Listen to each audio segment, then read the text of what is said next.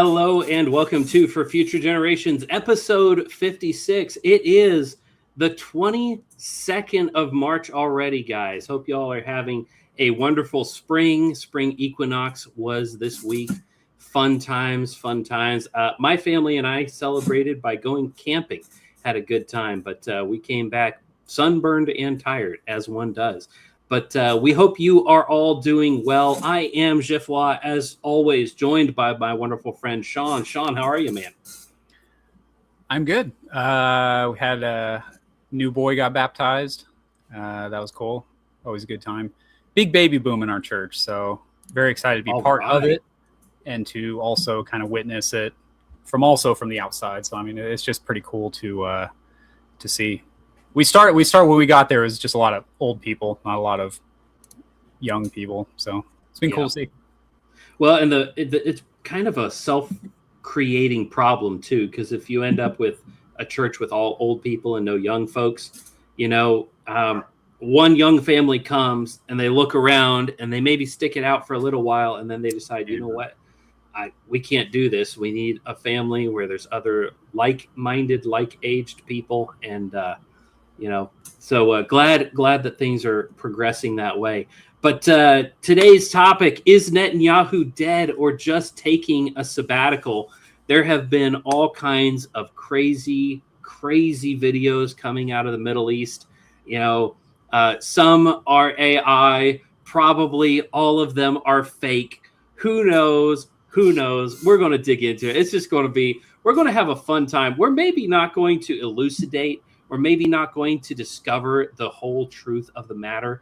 But what we are going to do is we're going to have a banging fun time. But before we get into that, just a quick word from our sponsor. And our sponsor is Deus Vult Lapel Pins. And Deus Vult Lapel Pins is a fantastic guy. I met him in person a little over a year ago. Fantastic, wonderful guy. But he just got a little side hustle where he said, hey, we need a little flash. We need a little flair on these suit jackets that we wear to church every day. And, maybe you're not a suit jacket guy. Maybe you're a hat guy. You can put lapel pins on hats. I'm still trying to figure out what lapel pin to put on this one. He hasn't come up with one quite anti-Semitic. He doesn't have he doesn't have an IDF pin that you can put on. Yeah. Cool. No, nothing like that. So, still trying to figure that one out. But, hats, pins and hats. I mean, I've been doing that for a while. This is an old hat. This is not his pin, but that is, of course, the stars and bars, not the. That's the battle flag is not the stars and bars. The First National is the stars and bars. Yeah, and I like using the First National as kind of a subversive, kind of way of finding my guys. But if you want to see Deus Vult lapel pins, this guy, he's got the goods. He makes them. And this week's featured pin, because I've decided to start doing this, I'm going to have to make an order because I'm running out of featured pins. But this week's featured pin is an appeal to heaven. You can see it there on your screen. And it's ripe with history, this one right here. Guys, this is beautiful, beautiful. Sticks out great on a black suit. Or maybe you want to put this on a set of BDUs and send a message that way. But you can put them on everything. Put them on your car. It's a free country. Nobody can stop you. But go to deusvultlapelpins.com, stroke, and the link is in the description. But of course, let me remove this so you can see. That code is FFGDV26 for 10% off your order. 10% off your order. Guys, if you're really stacking them in there, if you're buying a bunch of pins, that's a lot of cash saved. I mean, these things are not expensive, but if you want to buy them in bulk like I did, when I got the 1689 pins, I got a couple for all of my elders, and I saved one for me. So I bought a bunch. Go do that. Go support our sponsor. We appreciate him so much. Link, as I said, in the description. Code FFGDV26 at checkout for 10% off your order. And with that said, I would like to welcome to the panel our great friend and obviously our most favorite person ever, because you have been, what is this, the fourth time that you're on the I think show. the third, yeah. Yeah. I mean, you definitely more than double dipping. I mean, we're always glad to have Ethan Holden on the show. Ethan Holden, of course, the Jolly Brawler, as some of y'all know him over on Twitter. Facebook this morning, as I was getting ready for church, it put in my notifications, it says 1 year ago today, and it was our 9th episode, and it was our show with Ethan Holden. So, All right. Oh, wow. to the day. Fantastic. What a coincidence. Of course, no such thing as coincidence. God has brought this together. But Ethan, glad to have you on the show. How are you, man? Hey, we're doing good. Just as always, every time I check in here, we're busy working on projects. And I think last time we talked, I was just wrapping up the one project here on Samuel's place. And I am a couple of days from wrapping up a project that we've been working on for almost 3 years now. Golly. With another one of our investment groups with me and my brother, my best friend, and a couple of my cousins. And so we are just days away from getting that one finished and getting it off our backs. Nice. Yeah, It always forward to feels it. good when you get a project done. I mean, I've got more projects than I have appendages. And I Yeah. tell you what, when especially one of the big projects gets done, it's just a weight off your chest. You're like, man, especially if it looks good. You know, if you just kind of hand fist it, it's like, well, at least I don't have to worry about that. But if it looks nice, and you can stand back and be like, I did that. That's always really cool. But we originally wanted to have you on to discuss the subject of sabbaticals. And the name of the show is a bit tongue-in-cheek. You know, is Netanyahu dead or taking a sabbatical? Sabbatical is a different subject. But we're going to tie it in because we tie everything in. All right. Sure. But you sent out a tweet, and I want to pull this up for everybody so that we can all see. Of course, the writing is tiny, so if you're watching on YouTube, monopoligatus, my friends. Hey, speaking of Twitter, Ethan, if you can you go on Jeff's profile and share his live stream that he's got? Oh yeah, that'd be great. Yeah, he I'll posted do it right now. I try to share it. I can't find him. I don't think I follow Jeff on Twitter. No, I'm just joking. You better. It's okay. You and everybody else in the world who don't follow me on Twitter. I mean, I follow you, brother. I only follow 69 people, and you're one of them. Yeah. When Sean stepped away, 69, huh? Nice. But, that was not on purpose. When Sean stepped away from Twitter, that was one of the things that I really bummed me is he had a really, really excellent following. And just like the absolute Chad he is, he just dropped it, just walked away. And of course, when he came back, you know, all of those people are gone. So he had to start over. Rebuilding. Yeah, we're in a rebuilding season, guys. It's a rebuilding season. But it's a long process. Yeah, it can be. I mean, if y'all want to follow me, link in the description, guys. You know, I am only a couple hundred away from 1,000 followers. All right. A great way of saying I don't have a ton of followers.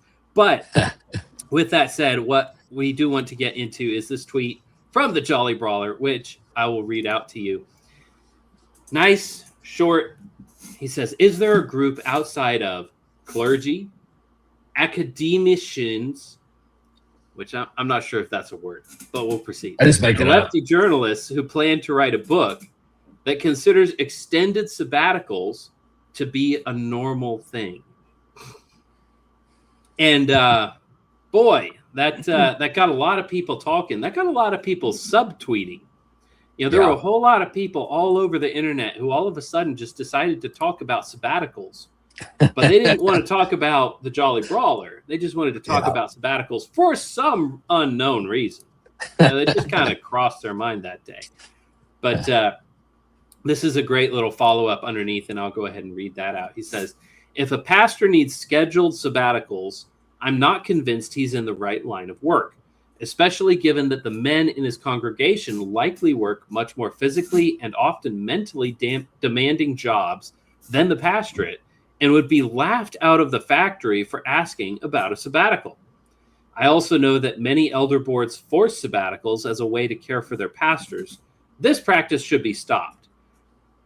Clergy can work like men, or they can find a new job more fitted to their strength and energy levels.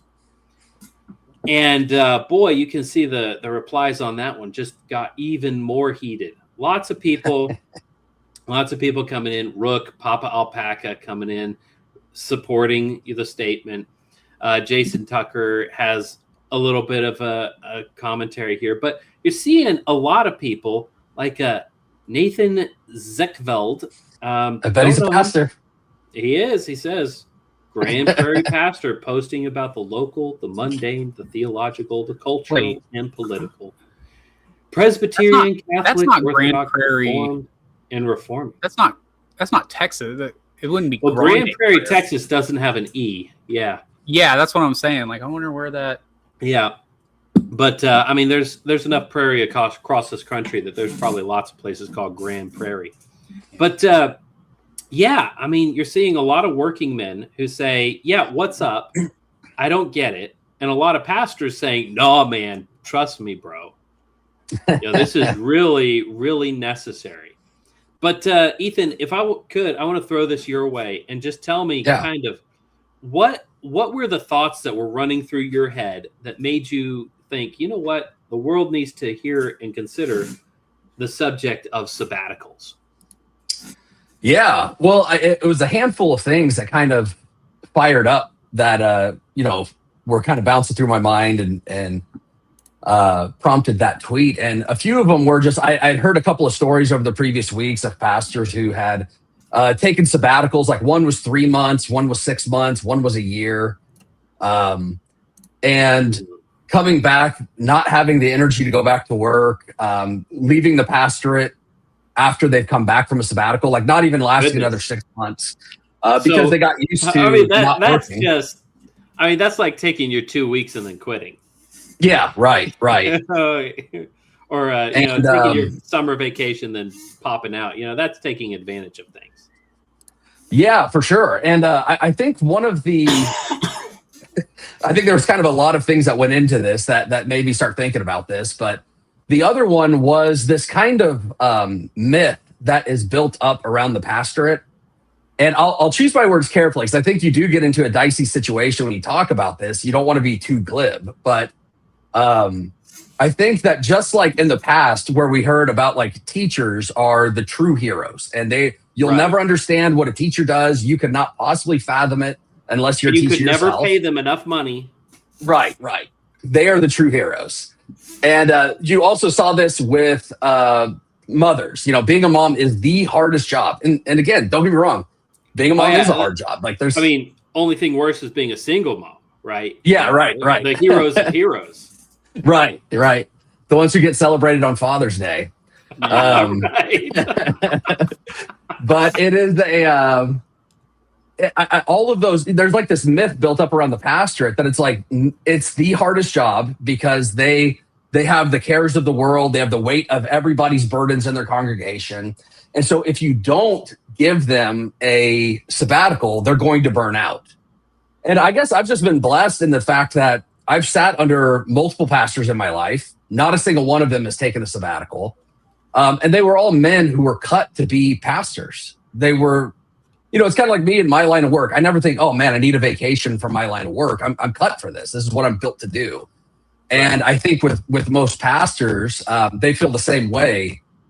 But the problem is that I think you kind of have a twofold thing going on. You have one where you have very weak, effeminate gay men flooding the pastorate. And so they really do need sabbaticals because they're weak and they are untrained and unskilled, or really most time overtrained and unskilled. Yeah, very certified, but not very heartfelt. Right. And they have no grit or strength to them. And so, yeah, they do need a break. And then you have this other part, which is like that myth that's built up around the pastorate, so that even if you just question it, if you go like, is being a pastor that hard? Is it harder than being a roofer? Is it harder than being border patrol? Hell no. Is it harder than being a CEO? If you even ask that question, you see that in the comments. I mean, people will just lose their minds. You're touching an idol at that point. And the way that they protect that myth is by using like very vague spiritual language that nobody could measure, nobody could actually see it. It's just these burdens. It's not these observable, difficulties, testable, or repeatable. Yeah, correct. It's something completely you can't even fathom it if you're not a pastor yourself. Mm-hmm. Yeah, and I mean, just to clear the air real quick. I mean, I've had pastors my entire life.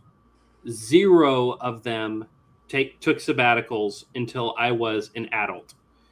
Sure. We had one pastor who took a little bit of time out to go back to the States and get a certification. So that's kind of a sabbatical, but he was essentially finishing his degree. And then recently I had a pastor who took a sabbatical. It was a named sabbatical because he had multiple sclerosis. Sure. And he had come down with this disease and he needed a way to manage his diet, his meds, get back into healthy living, figure out how to live with this crippling disease. I mean, most of these pastors, I mean, we're not talking about some pastor who, his son died in a car accident, right? Something like that. Right. We're talking about humdrum, everyday pastor of a church with 200 members. And he's just like, okay, guys, summertime, I got to take a sabbatical. Or, hey, guys, it's been a couple of years. I need a trip to Naples. And that kind of rubs me the wrong way. Sean, you were going to say something. Yeah. Do you have lined up that Kofi response to all this? I didn't pull it. I wasn't going to go that way, but I can get it. I thought his response really summed up the worst of the opposition. Like he really became a token in more ways than one. And it's because, and here's the thing, like while you're pulling that up, he is one of those quintessential guys that goes on Twitter and just fights people. And he thinks that I'm slaying some demons today. And he's fighting the racism and all this kind of stuff. And he, he'll put people down, people that we know as very close friends that we know are Christians who, we've shared at least online fellowship. We were joking maybe a week or two ago. We were like, hey, you know what? I've never actually seen Ethan in person. But it feels like we have. Like, it's just because we're we're talking all the time.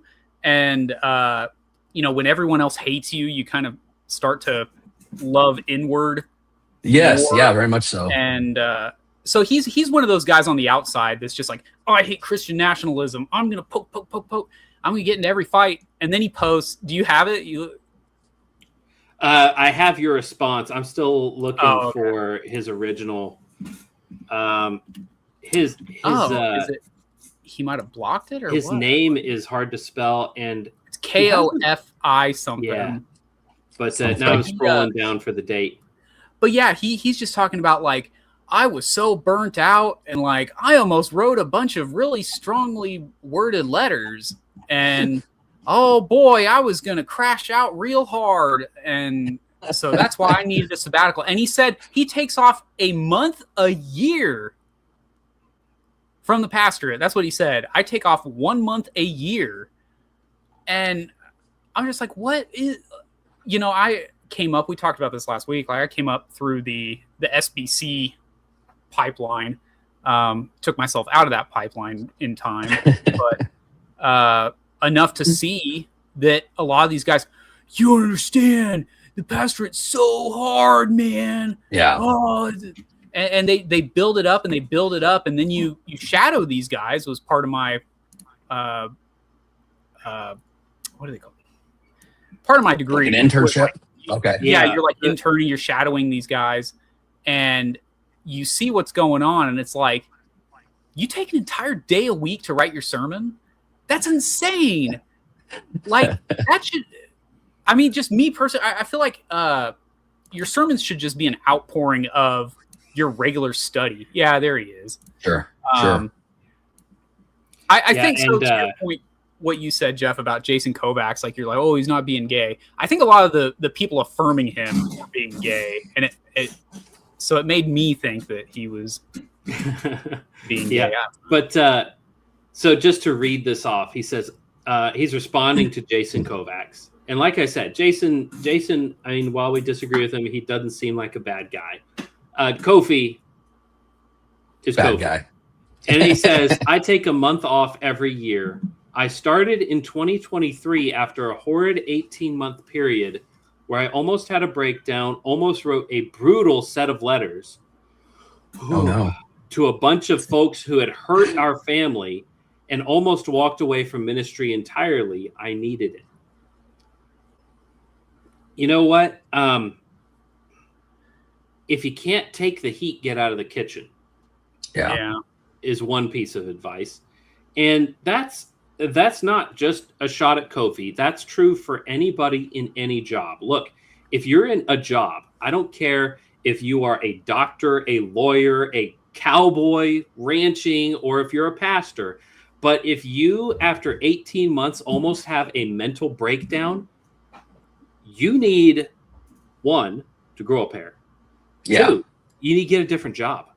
All right. Not everybody is cut out to be a people person where you're listening to people's problems and giving them advice and talking to them from the scriptures. That is, we're not on here to say that that's an easy job. It is a job. Yeah, but sure. it's not the hardest job in the world either. It's just a job.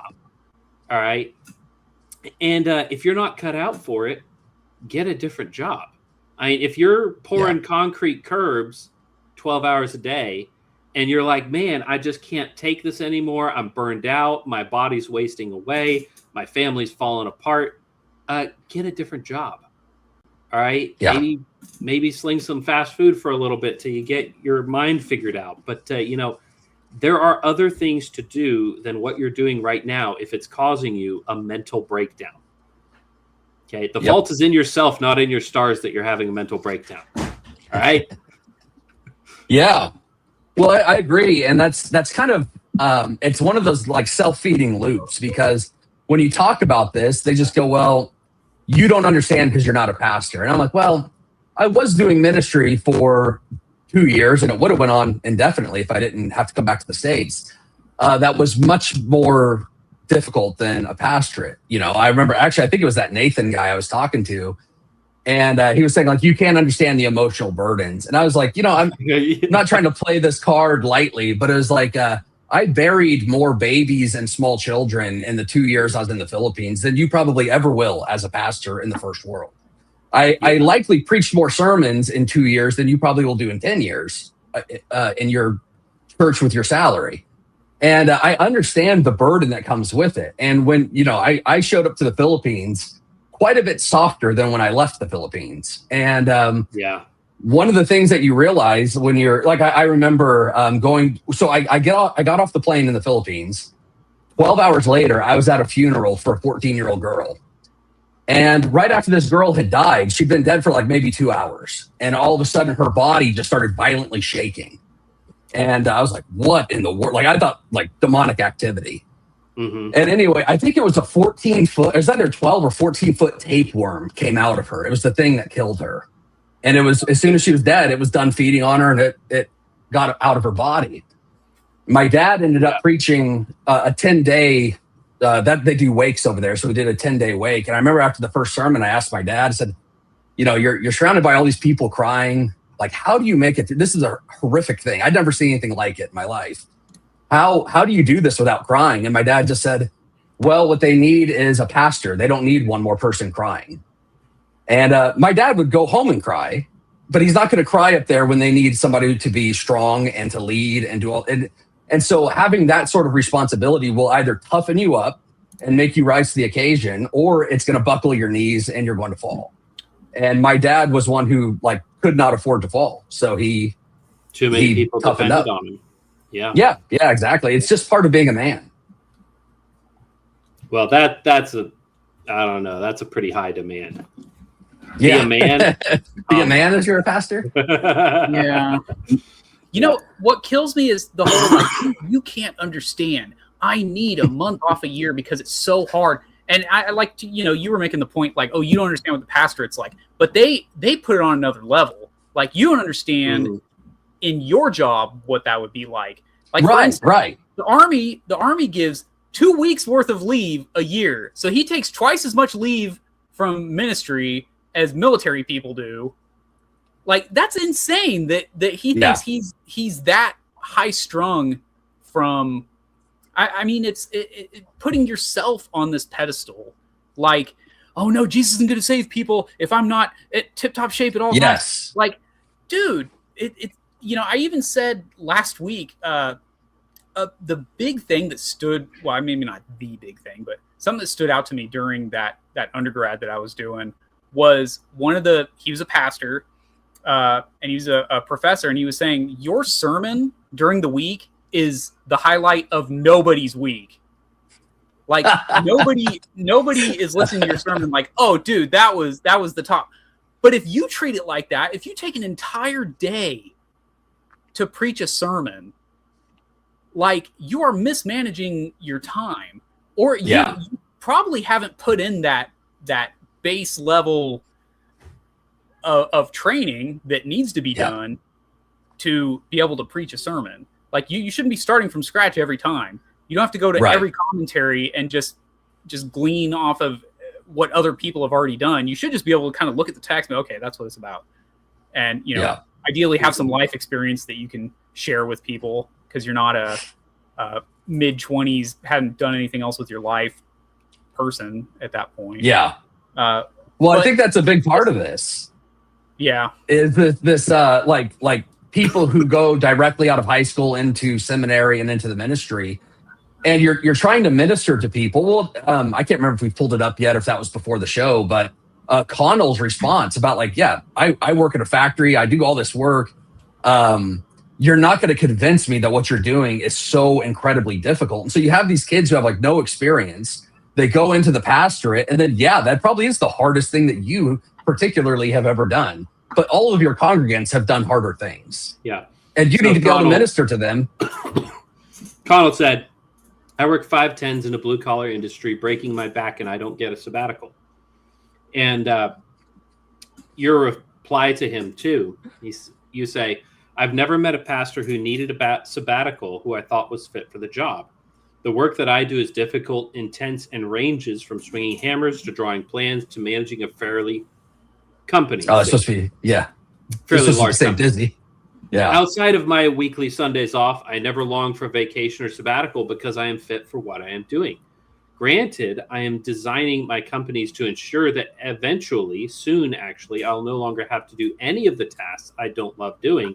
But when you are fit for a task, sabbaticals seem silly.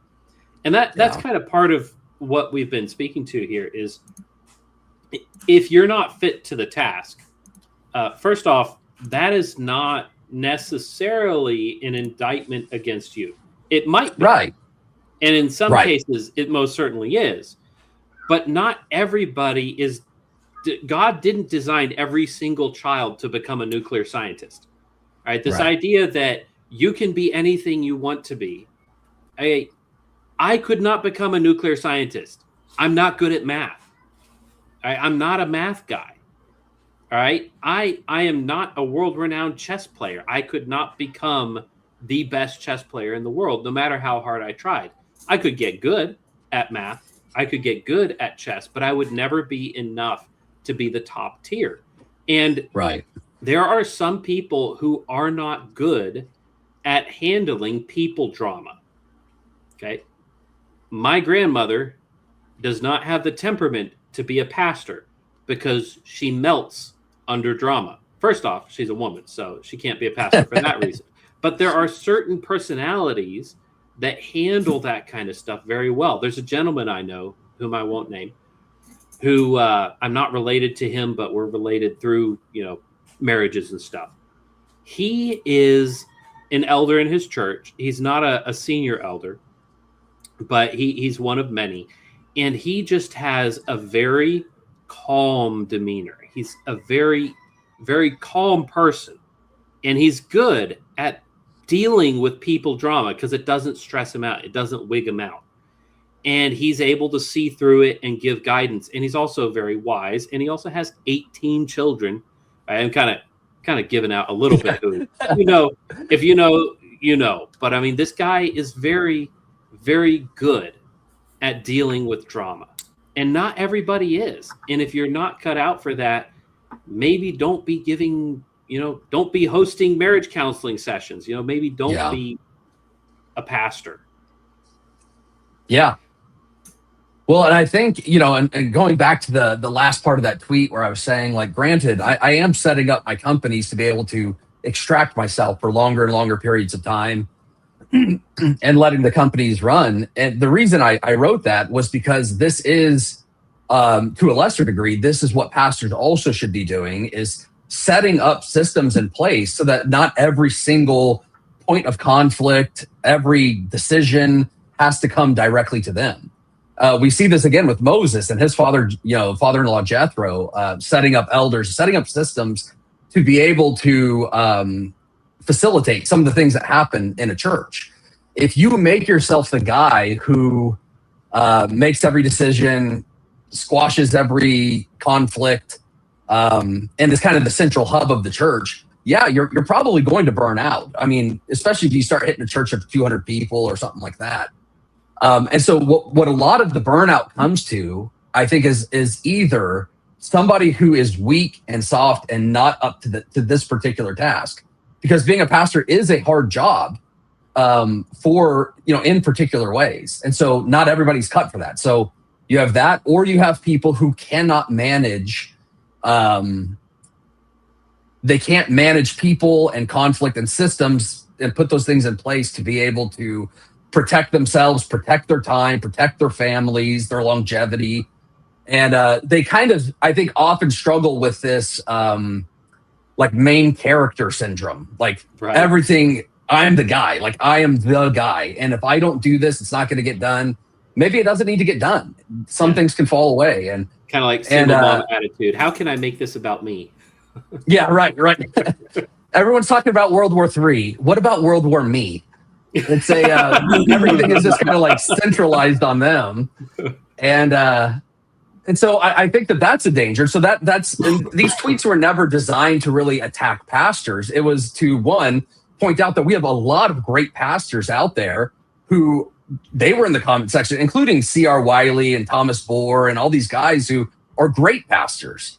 They do very difficult work and they don't burn out or need sabbaticals. Wiley, was doing construction, writing books, doing art, and being a pastor. And he said, I've never one time taken a sabbatical. Well, these are men who manage their time and they are cut for the job. And if either of those two things are lacking, you're not going to make it.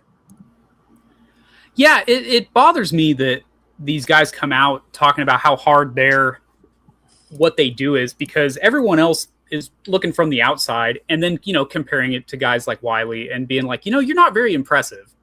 Yeah, right. Right. Like if they were being impressive and then saying like, kid, it's not that easy. Like that's not how we feel. Like a lot of the time, I mean, I won't speak for you guys, but a lot of the time I see these little wimpy pastors online. I know they're pastors because they put in their profile. Number one. Or they have to bring it up. Or they have to bring it up in the comments. I'm a pastor. That's like the blue check mark, the free blue check mark that they have. And it's just like, dude, you're not impressive to me. Yeah, you're not like blowing me away. Like guys like you were saying, like Wiley, that dude like puts like his output is impressive. He puts out books. He's amazing. And that gets me to this other thing I wanted to say. And good books, not just books. Yeah. chaff. Weak pastors will burn out the congregation themselves. Yeah. Oh yeah. Yeah. And what they're doing a lot of the times is they're burning out the congregation because they're online and they're fighting against the progress that we all make for free. Yes. We don't make money off of this. Like I always have to tell my wife, like, we're not monetized yet. Like we're still waiting for followers. So like and subscribe. So we can make like this video, share this video, tell your don't tell your mom, tell your dad. He might like it. Yeah. But we don't make money from this. Like my books, I've broken even more or less. Sure. It's a crime of passion.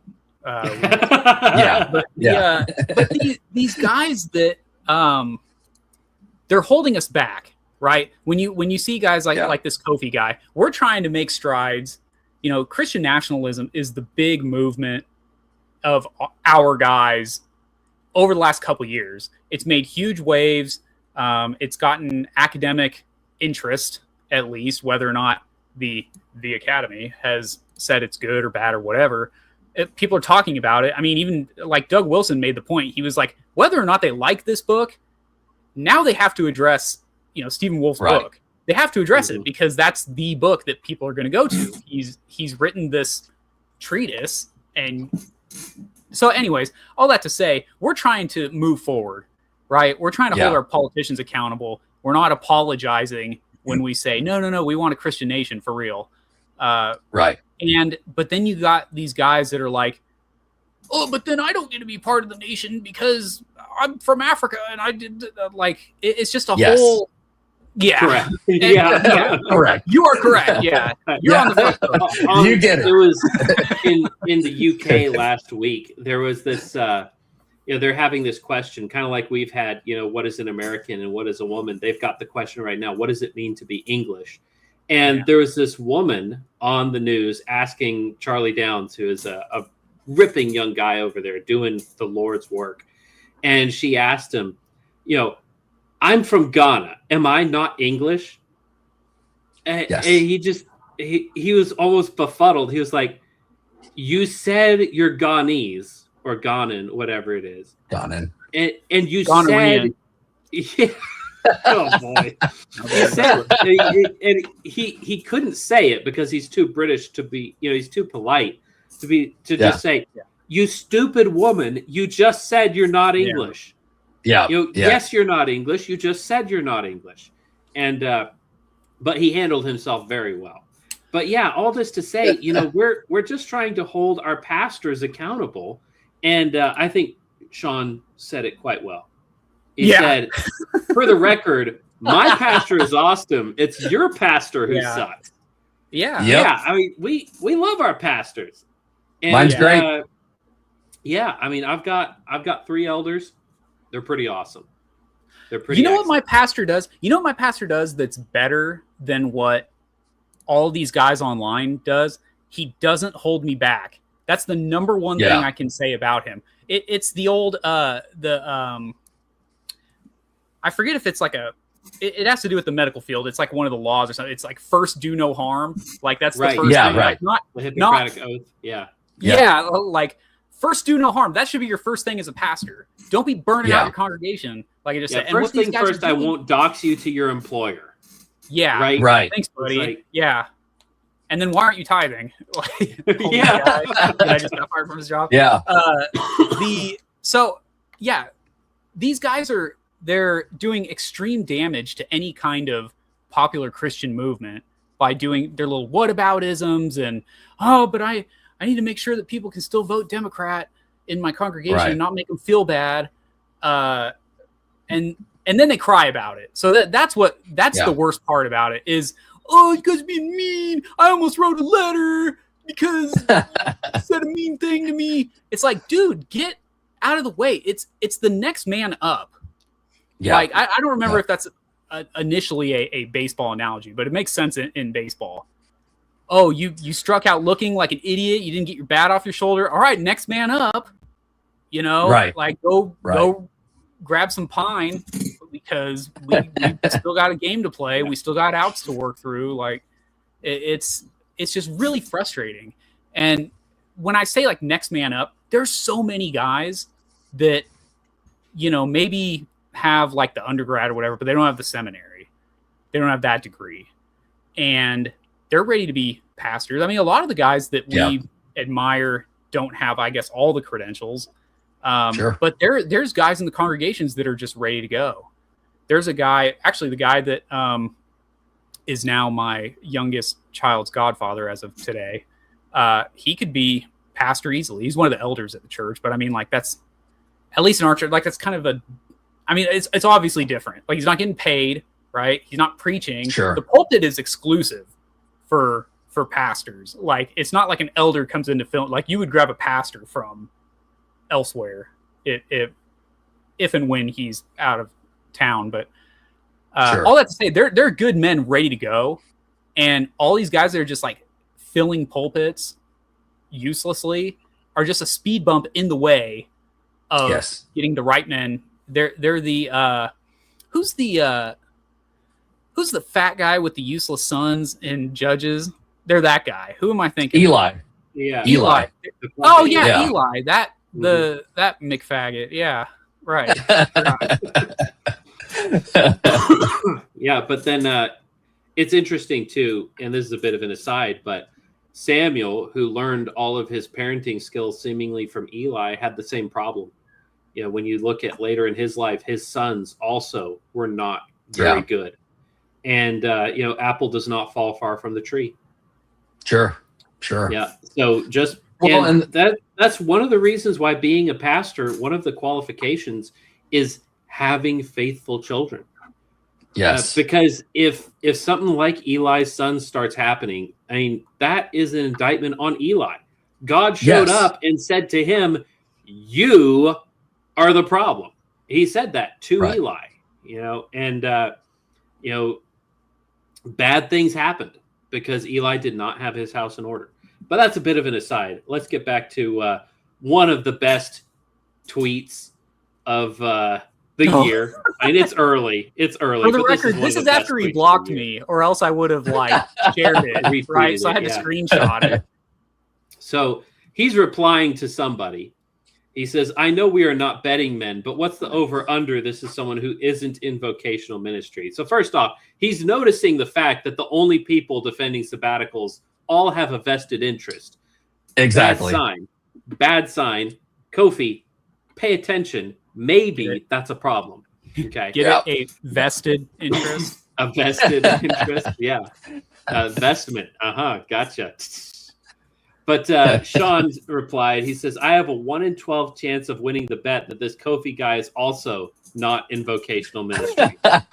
At least not at the moment. Yeah, at least not right now. I think that went over a lot. I had somebody message me. I think it was Zoltan in the chat. It was just like days after. It was like, "Oh, dude, I totally didn't get that until just now." Like, yeah, I know. If you don't have the context of, I just take off a whole month every year, that's still so right. It's so insane to me. Yeah, because you're already, for a lot of pastors, I'm not gonna say all pastors, the good pastors are not doing this, but you're already taking 6 days a week off. A lot of these pastors that don't really do anything. I mean, when they say that, like, "Oh, I'm just like a 24-hour a day job," well, I mean, do you keep your phone on at night when you're sleeping? And how often does that come up? Like, I can see why you would do that, but they're always talking about boundaries, right? "Oh, people are calling me," and what are they calling you about? Are they asking you to fix their marriage? Because I could see how that could get kind of wild. But I mean, is that every night? At some point, you're not going to be getting those calls. It's just, I would like to see a breakdown, I guess is what I'm saying. Like, give me your hourly. What are you doing during the day? Yeah, I think as a landlord, I can. As a landlord, I can just about guarantee you that I get more calls in the middle of the night than most pastors do. So yeah. I mean, I get calls in the middle of the night sometimes, and I don't necessarily take a sabbatical. I just kind of shoot some caffeine at work the next day because stuff's got to get done. I can't just let the whole world stop. But, when you're talking about, how much hourly, if you want to break it down, let's hit comments real quick because somebody talks about that. We got Sean says, "Oh yeah, first comment." Yeah, and then he might have had a home field advantage there. Yeah, but Christian Imperialist says Presby pastors are contracted to preach 40 to 42 sermons a year. In the old days, that would be a monthly preaching schedule. 40 to 42. I mean, that they're only preaching once a week, and they're taking 10 weeks off. Like, that's man, crazy. That is wild. Well, I mean, if you think about plurality of elders, maybe there's some of that going on, where it's like one's taking the morning service, one's taking the evening service, different guy doing Wednesday, and they're kind of cross-filling. Yeah, but in that case, you should each of you be getting 1/3 of a paycheck, and you should not need a sabbatical. Yeah, and actually, your whole life is a sabbatical. Yeah, I mean, this is really something that I think needs to be a resurgence in the church. We need bivocational elders, and we need a plurality of eldership, because too many pastors have never had a real job in their life. All right. Yeah. So when I was a teenager and I was getting ready to go into the ministry and I was going to go to the Bible college and all that, I would tell people, oh yeah, I want to be a pastor. And they would say, what, you couldn't get a real job? Like, they know, the world knows that it's an out for softies. Oh, you can't hack it in the real world, become a pastor. Oh, you can't make it in business, become a pastor. They know that it's fake and gay. And that's bad. Yes. Yeah. So, well, that's why the really good pastors are in the comment sections, on our side on this, because it doesn't offend good pastors when you attack bad pastors. Just like it doesn't offend, like when people attack slumlords, I don't get offended because I don't like the slumlords either. Mostly Jews, by the way. And the idea that to attack the idea of vocational work, of sabbaticals is an actual attack on the pastorate is just ridiculous. You're attacking a particular practice, a fairly new practice. Like, again, I get sabbaticals, like extended sabbaticals, when you have things like what CFW Walther was facing when he came to America. Sometimes what Spurgeon, and I actually disagree with some of what Spurgeon did on his, like you have a very, very sick and a wife who is in an incredible amount of pain, and you take extended vacations for your own health. It's like, that's probably not the best route to go. But there are, I understand certain things like that. Or like I had a pastor who, when he first became the pastor of that church, ended up with a very rare disease in his vocal cords that made it where he couldn't speak for a year. Wow. And so he was basically like doing all the admin stuff and writing sermons. And it was a big church, so there was a lot to do. And he still didn't really take a sabbatical. He just couldn't preach for that year. But like going after sabbatical, everybody and their mother has accused me and the others on our side of attacking the pastorate or not understanding what pastors go through. And it's just simply not the case. You're attacking something that's bad within the pastorate. And that's why you have so many good pastors standing up and agreeing and giving their yes and amen to what we're saying. And again, going back to like a thread that we were on earlier, it is a little bit of a self-feeding loop, because like when Wiley or these guys show up in the comments and they go, hey, I've been doing this for 20 years, never taken a sabbatical, it's not that hard. Everyone's immediate response to them is, then you're probably not doing it right. You're not a very good pastor if you don't need a sabbatical. Oh, yeah. And so then there's like this pressure to be like, actually, I am a good pastor, so I do need a sabbatical. And everybody has to conform. Otherwise, you're kind of shamed as a lazy pastor. Well, the problem is Wiley can outwork almost any pastor that I know. I mean, the dude is a very, very hardworking guy. I had lunch with him a couple of years ago. And, we're both landlords. We both do construction. So we had a great talk. And it struck me how much he reminds me of my father. And my father, is up at 2:30 every morning. He writes out, he preaches. He does probably a dozen or more visitations every week. And he's an elder, not a pastor in his church. On top of that, could work anybody under the table on the job site. I mean, he's just a hardworking dude. And Wiley reminded me a lot of him. But the first thing when you hear, I've been doing this for 20 years and I've never needed a sabbatical, the first response you get is that you're not doing it right. Well, maybe, dummy, he is doing it right. Yeah, and everybody else is doing it wrong. Yeah, maybe the guy who has a big break. Yeah. Maybe the guy who has all these different avenues or income streams, and the guy who does construction and preaches sermons and pastors churches and isn't getting burned out, maybe he's actually the guy who knows what he's doing and everybody else is failing. Yeah. So one more thing I wanted to hit before we kind of close out this segment. So this is the original subtweet from Jason. And, did we read this on the show or just in the pre-show, Sean? Remind me. I think it just. I think it's just a pre-show. All right, I'll go ahead and read it out. So Jason Kovacs, who, this is not to hate on Jason. Don't know him. He could be a good guy. He's a church consultant and an executive director. So I don't know if he's a pastor. I don't know if he takes sabbaticals. But he does point something out here, which is the average length of time a seminary-trained pastor lasts in ministry is 5 years. The average length of time churches require you to work before taking a sabbatical is 7 years. On average, pastors burn out 2 years before they could qualify for well-needed rest. And tags Peter, whoever he is. But he's speaking numbers here. All right. And the numbers do not lie. But the numbers don't tell you what the cause is. And he's just kind of assuming that the cause is, oh, dude, if people are burning out, that means that they need a sabbatical before 7 years are up even. Whereas Eric Kahn, friend of the show, give him a follow. Good dude. Handsome. Look at him, dressed all up in military regalia like a Civil War veteran. I'm hoping. I mean, that doesn't look Civil War, but maybe it's Civil War II. I'm thinking anyway. Mexican-American War person. Yeah. So he says 2 thoughts. First, the entire system from recruitment of pastors to their seminary training to hiring is broken. Many young pastors enter horrendous church situations that are meat grinders, especially for young families. Many quit because they are thrown into impossible situations. The solution to this isn't necessarily sabbaticals, but fixing a broken system that all too often recruits the wrong men, underpays pastors, mistreats them, and churns them faster than NFL teams' coaches.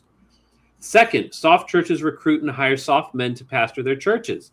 Quote, many a hard day's work has driven a man to the ministry, end quote. Like we talked about before. These men are more comfortable talking about feelings with women than putting in hard labor. They like reading books, not solving conflict in their midst. This is effeminate.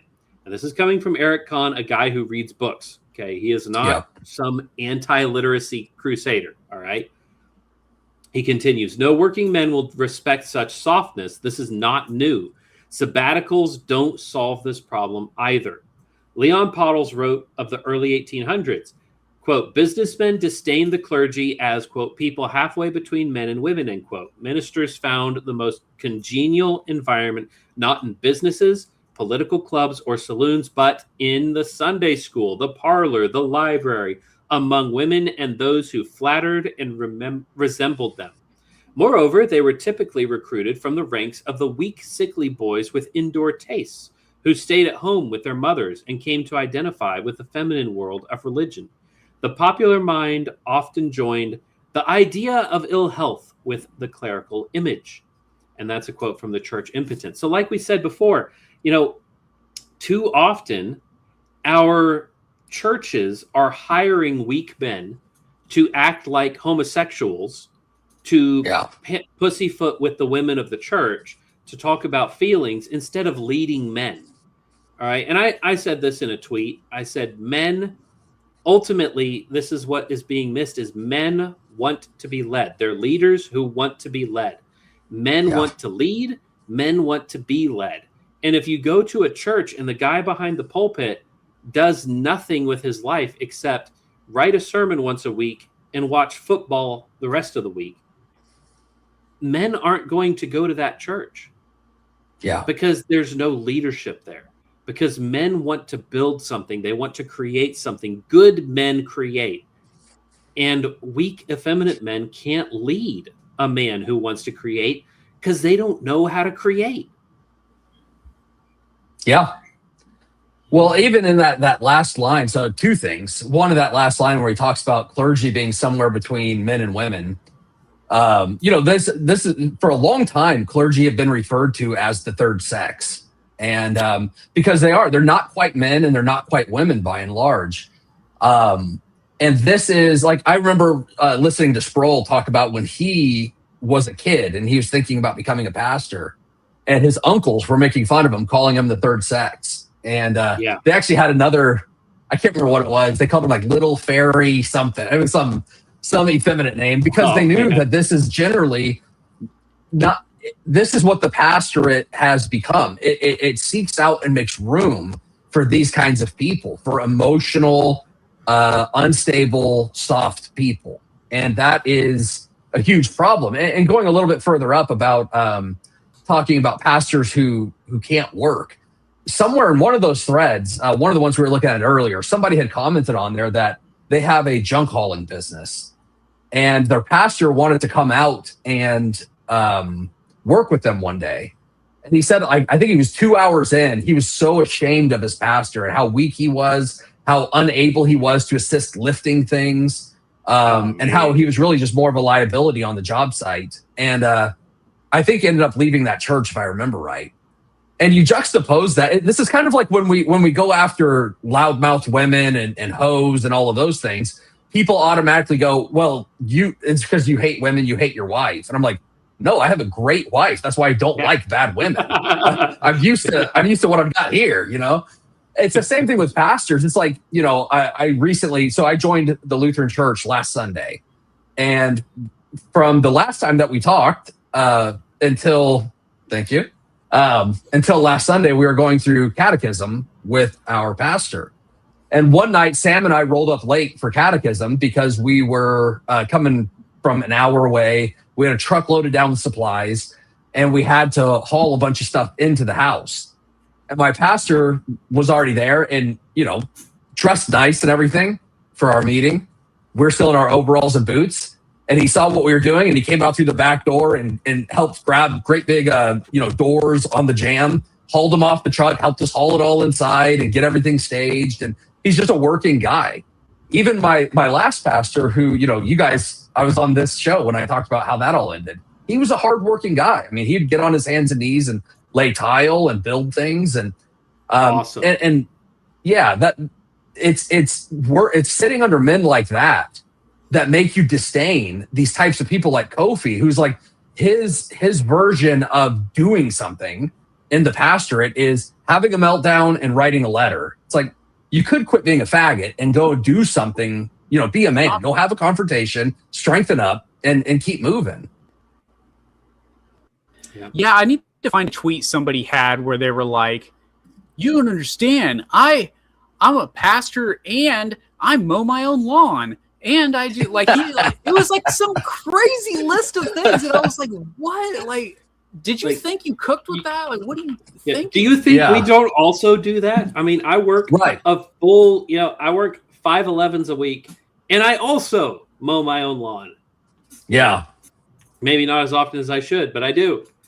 And it's like, well, that might be something that pastor has to hand off to his wife's boyfriend sooner or later if he doesn't want to get burned out.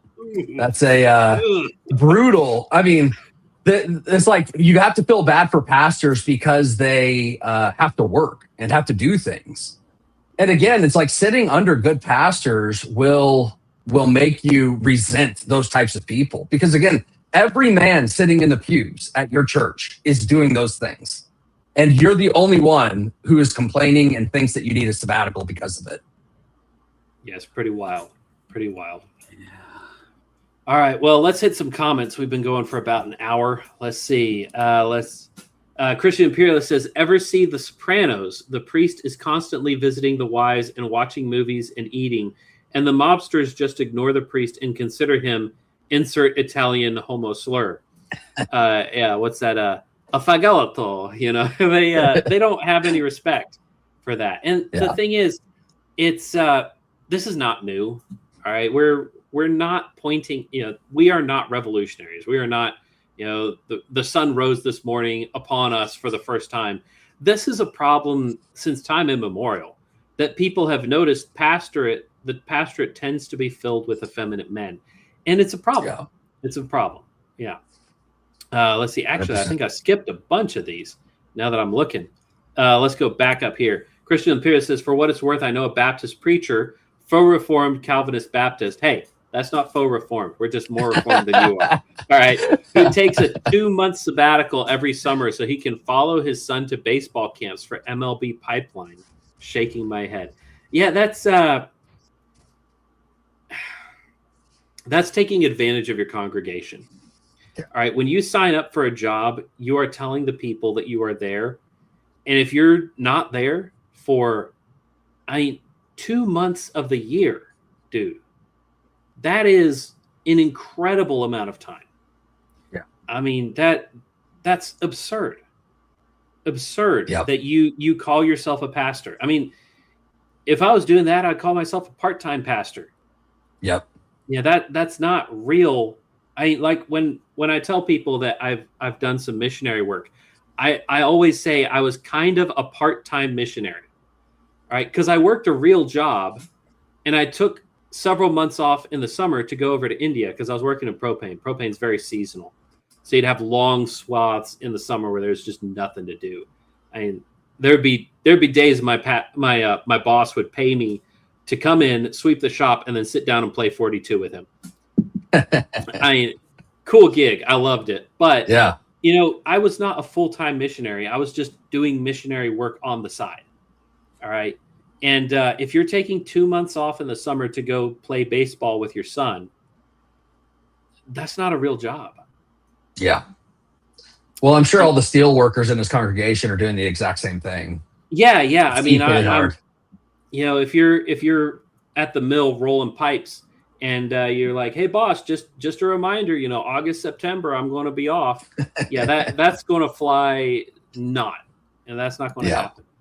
Yellow Moth says present. Thank you. Good to see you, man. He says pastor, husband, father of X number of kids, every pastor's profile. Yeah. It's kind of like the vegan joke, right? How can you tell a vegan? Don't worry, they'll let you know. Pastors are that way too. School teachers, pastors, single moms, they want you to know, CrossFit. They will tell you. They will tell you. You don't have to wonder.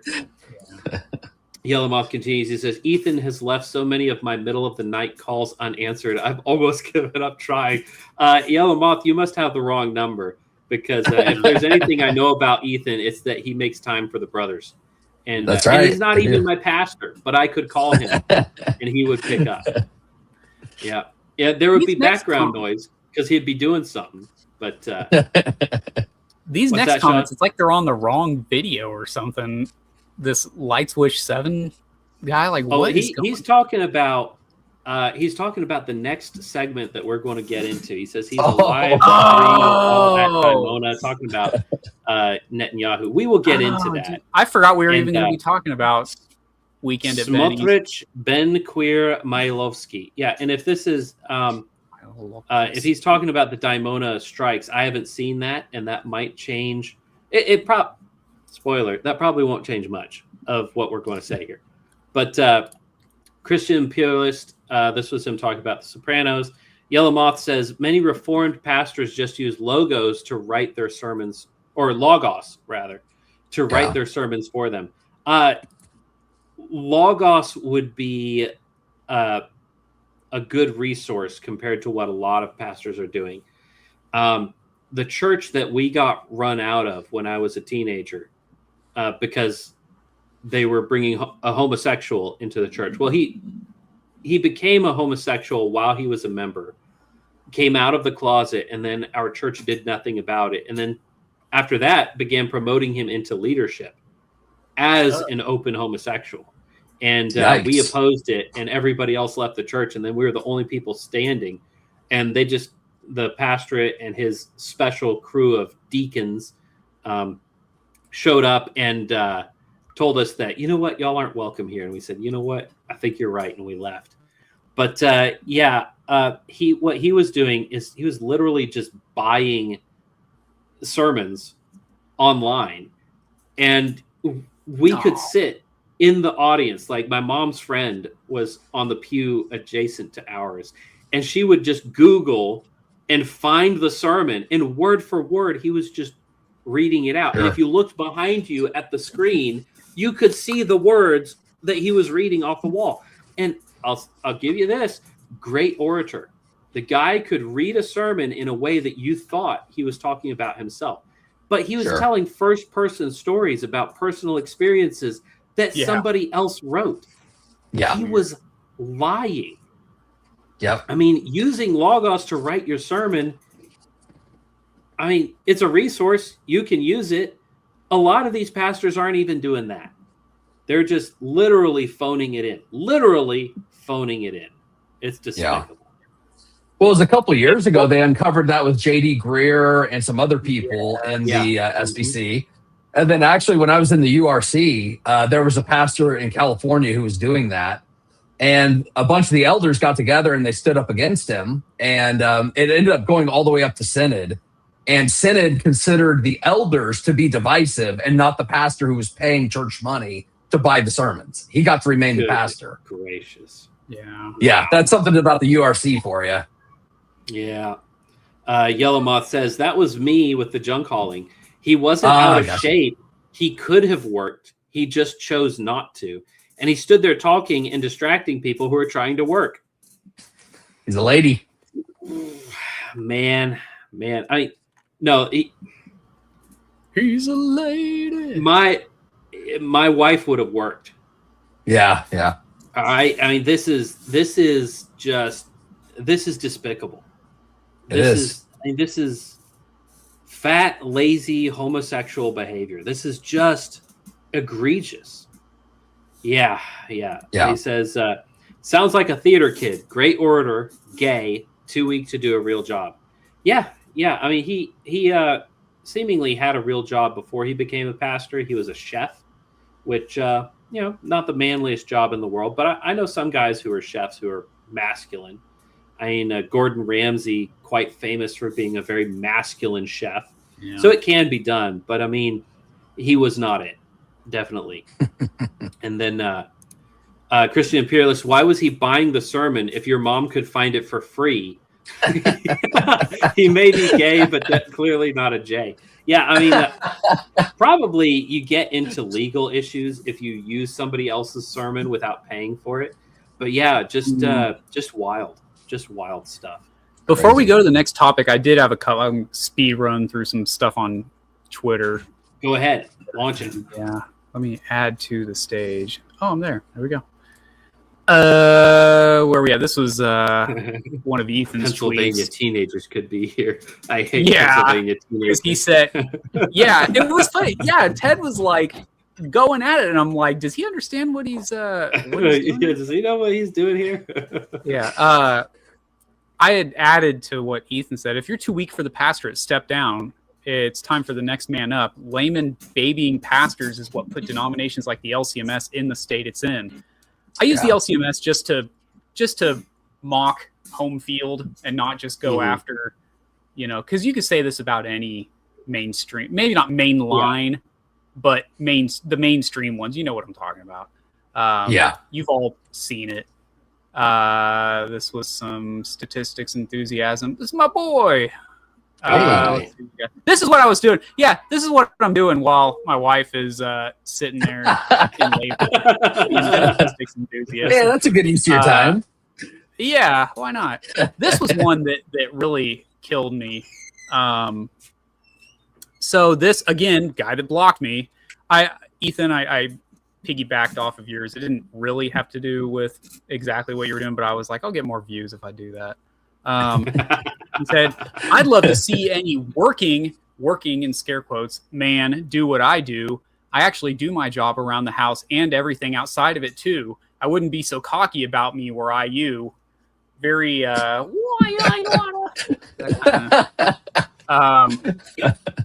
I said, wow, that's crazy. You do things around the house in addition to your job, truly a god amongst men.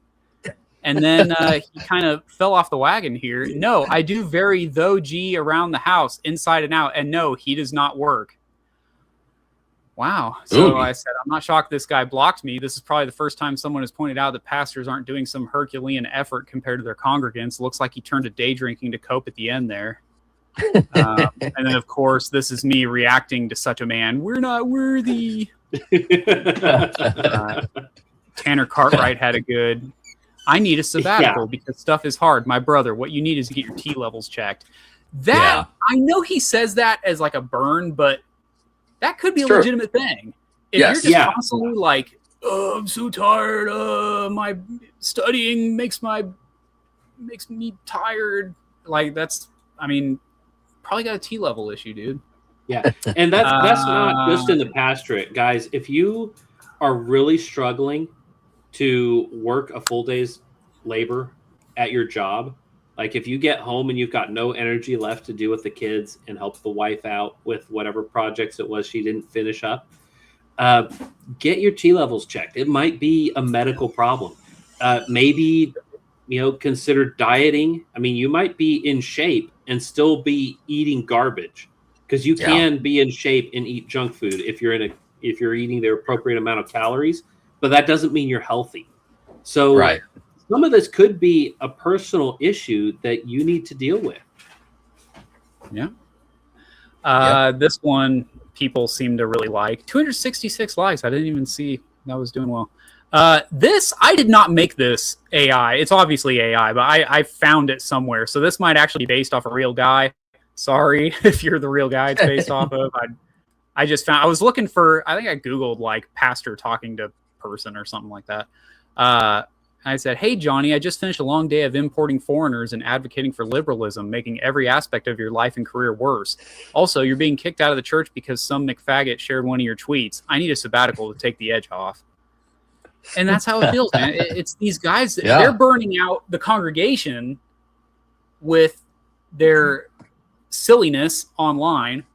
And then they're just like, oh, well, that burned me out. Like, you're the cause of everyone burning out. Well, that's I was going to touch on that a little bit. Is a lot of these issues. So if like I said, you have the issue of pastors who are just not fit for this job. That's a common thing. You also have an issue with pastors who don't have systems in place and don't have, they think that they're the main character. That's an issue. But there's also an issue of pastors doing many, many things that they really just should not be doing, or spending their energy on things that don't need their energy. So one of them would be like, I remember when I was going through my nonsense with my last church, and the elder who was like leading the charge was saying like, I've been sick. I've been losing sleep over this meeting. The meeting was scheduled like a month or 3 weeks out or something.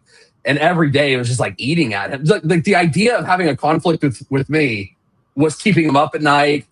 He was sick over it. He couldn't do his normal. He was like, I like to do Bible study for several hours a day. And it's been even to the detriment of my family that I do this. But this has kept me even from doing that because I'm so upset over this. And I'm like, have you ever considered like being a man, just being a guy? And it's a lot easier than just living under fear of conflict and basically crashing out anytime you just have to talk to another guy about something. But this is an elder in the church. It's like, what is going on? So these pastors who are kind of spinning their wheels or spending all of their energy, like persecuting right-wing guys, getting sucked into Twitter feuds, making sure Christian nationalism is out of their church. There's another URC church here that is currently like hunting down Christian nationalists in their congregation. And that's what they're spending and then they're emotionally exhausted because they're fighting this great battle that doesn't need to be fought. And then they're like, yeah, I need a flipping sabbatical. Yeah, I bet you do.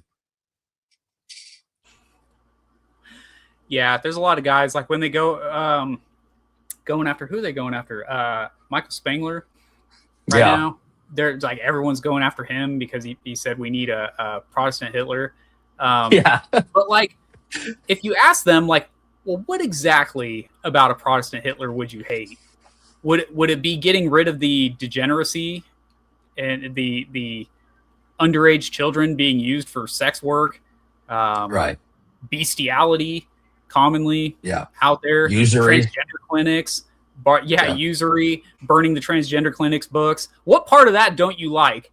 Because I'm going to assume that's what you're talking about until you prove otherwise. Yeah. And that's the thing. It's like those are the kinds of things that they're spending all of their capital and their energy on. Like you look at like Ben Glazer or whatever his name is, and these guys who just drag their again, Ben Glazer. I think that was him. Yeah. who posted that stupid picture of him like, hey, one of the benefits of being a Protestant is that I get to snack on all of the communion bread. And he posted that picture and it blew up. Like, so it wasn't just a big deal on Twitter. It was popping up on Instagram and TikTok. He was getting it from the Catholics and the EOs and most Protestants. And it's like, yeah, you're spending your time being a jackass and causing trouble for your church, something you shouldn't be doing in the beginning to begin with. And then you're like, man, I am so burned out. How did I get this way? Yeah, that was a really wild one. I think a lot of people felt conviction that wouldn't otherwise feel conviction about the sacraments. Like they were like, I'm a really low sacrament guy, but at the same time, I don't like this. I don't know how I feel about this. So it brought up some good conversations. But yeah, it was, I think Stephen Wolf was the one that was just like, you could have just not posted this. Yeah, exactly. Why'd you feel the need to be like, oh, I'm just snacking on this bread? And then, it just, he uses it as a way of saying like, I don't believe in real presence. Like, right. Like, okay, good. It pushed everybody closer to the Lutheran position, thankfully. But you saw it again today with the diversity hire. Samuel Say. He posted that thing basically calling Mary a baby mama. And it was going on about this this discussion that's going on right now about like, hey, is it good to instruct your children, your sons, to marry women who have had 1,000 sexual partners? And all these pastors coming out like the big brave white knights that they are saying, oh, well, when they're cleansed in Jesus' name, it doesn't matter anymore. And so as part of it, like you see how quickly these guys will create controversy, crash out, burn out, and then want sabbaticals. It's because of stupid things like this where Samuel goes, hey, I know what I'll do. I will make a blasphemous joke about Mary being a baby mama. It's like, that's disgusting. And these are the types of things that pastors are doing left and right, and they can't figure out why they're so exhausted. It's a lot of work to be a gay retard. It's like, that's a tremendous amount of work. And so if you just stop being a gay retard, you'll have a ton of energy. Yeah. Yeah. I know I can feel Jeff championing the bit, wants to talk about dead Israelis, but I did have two more points. Don't say it like that, okay? Yeah. I know he's dancing. Woohoo! We got that the two main things I would want my position to be out there, and I kind of talked about this last week some because I was just so fired up about this topic, is that first of all, we the lay people who don't have the hands laid on us, or we don't have the succession or whatever it is that you believe makes someone a pastor. Like there in a lot of like Baptist circles, it's just the kid who was good at theology when he was a teenager. But in Baptist circles, it's the credentialism. You have to go to an SBC, college, and all of this. All of us peasants in the pews, like we have that education now. I mean, we've had multiple guests on the show that have dedicated publishing efforts towards just putting out these deep theological books, and we're just reading them, like we're just absorbing all this stuff. And I mean, I did the undergrad stuff, but then I followed the same people, and they were basically like, yeah, we didn't learn anything extra in seminary. It was just, we got the magic paper. And so there's no longer a big gap in learning. Like you're now going to have, it's like my pastor had told me, I'd asked him some question about, I don't know, real presence or whatever crazy, deep Lutheran question it was.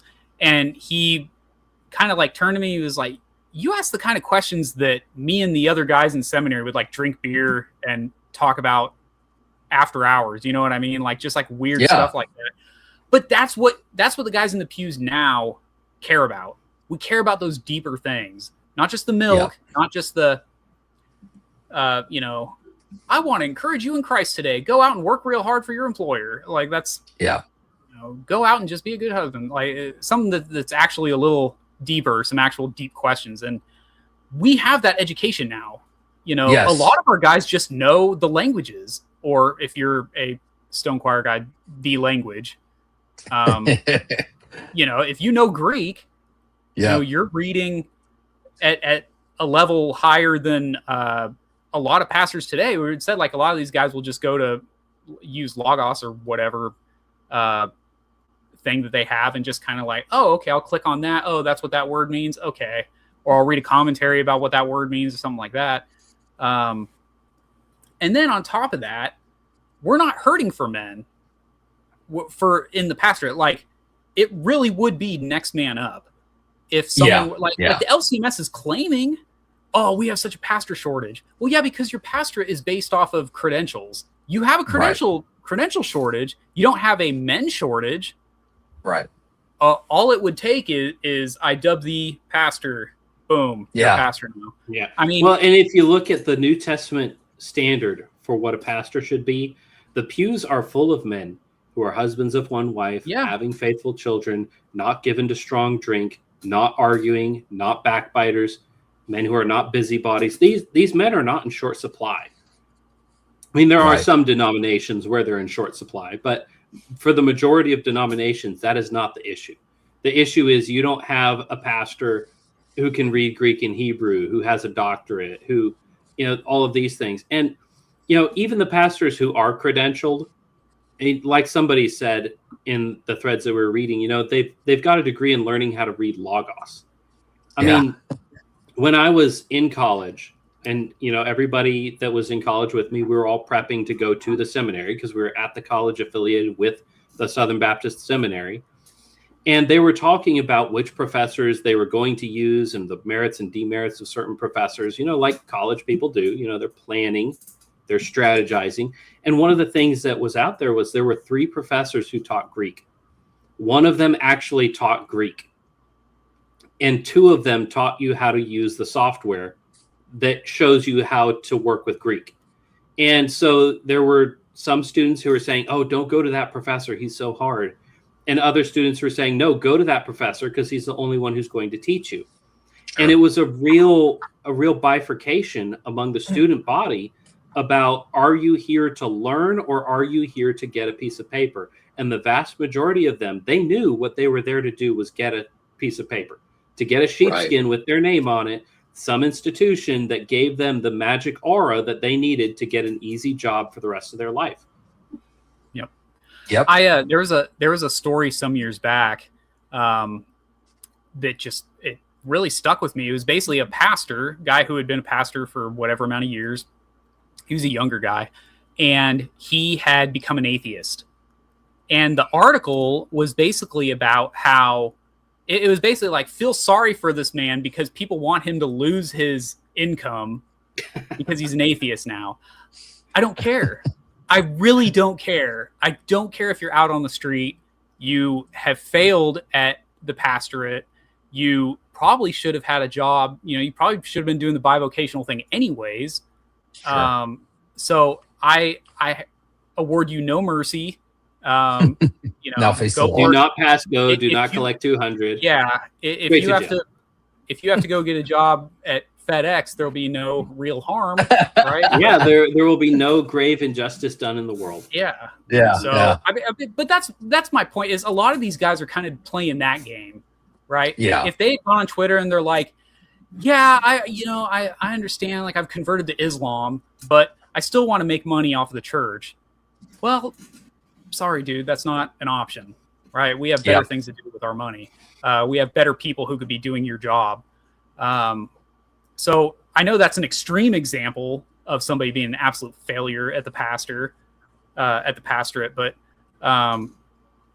these guys aren't far from that by just saying like, oh, it's so hard. I have to leave my job. I have to quit my job once a year and then become rehired a month later.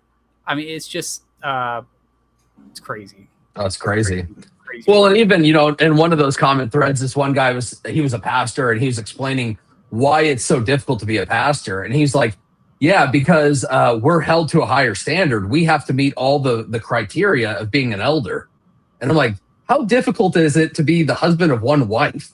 and to Yeah. not be given to strong drink. You're acting like this is like some hard feat that only through Herculean effort can you achieve. Yeah. This is pretty like everybody in my church meets that criteria. Every man in my church meets that criteria. So yeah, it's a lot of this difficulty is make believe, and I think a really like obvious way to prove that is to look at men like Michael Foster. So it's like Michael Foster has a pretty decent sized church, and he has a side hustle, and he has a full-time job. He's so got either he is hustles, yeah, that's right. And and he writes books and does podcasts and all of that too. It's like, so either he is really, really neglecting that growing church where people are thriving, or it's actually not this all-consuming thing, and you can rise above it and do it well. Mm-hmm.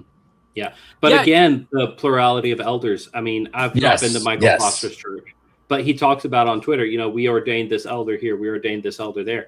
And, he's setting systems in place. He's dividing the workload. I mean, you see this in the New Testament.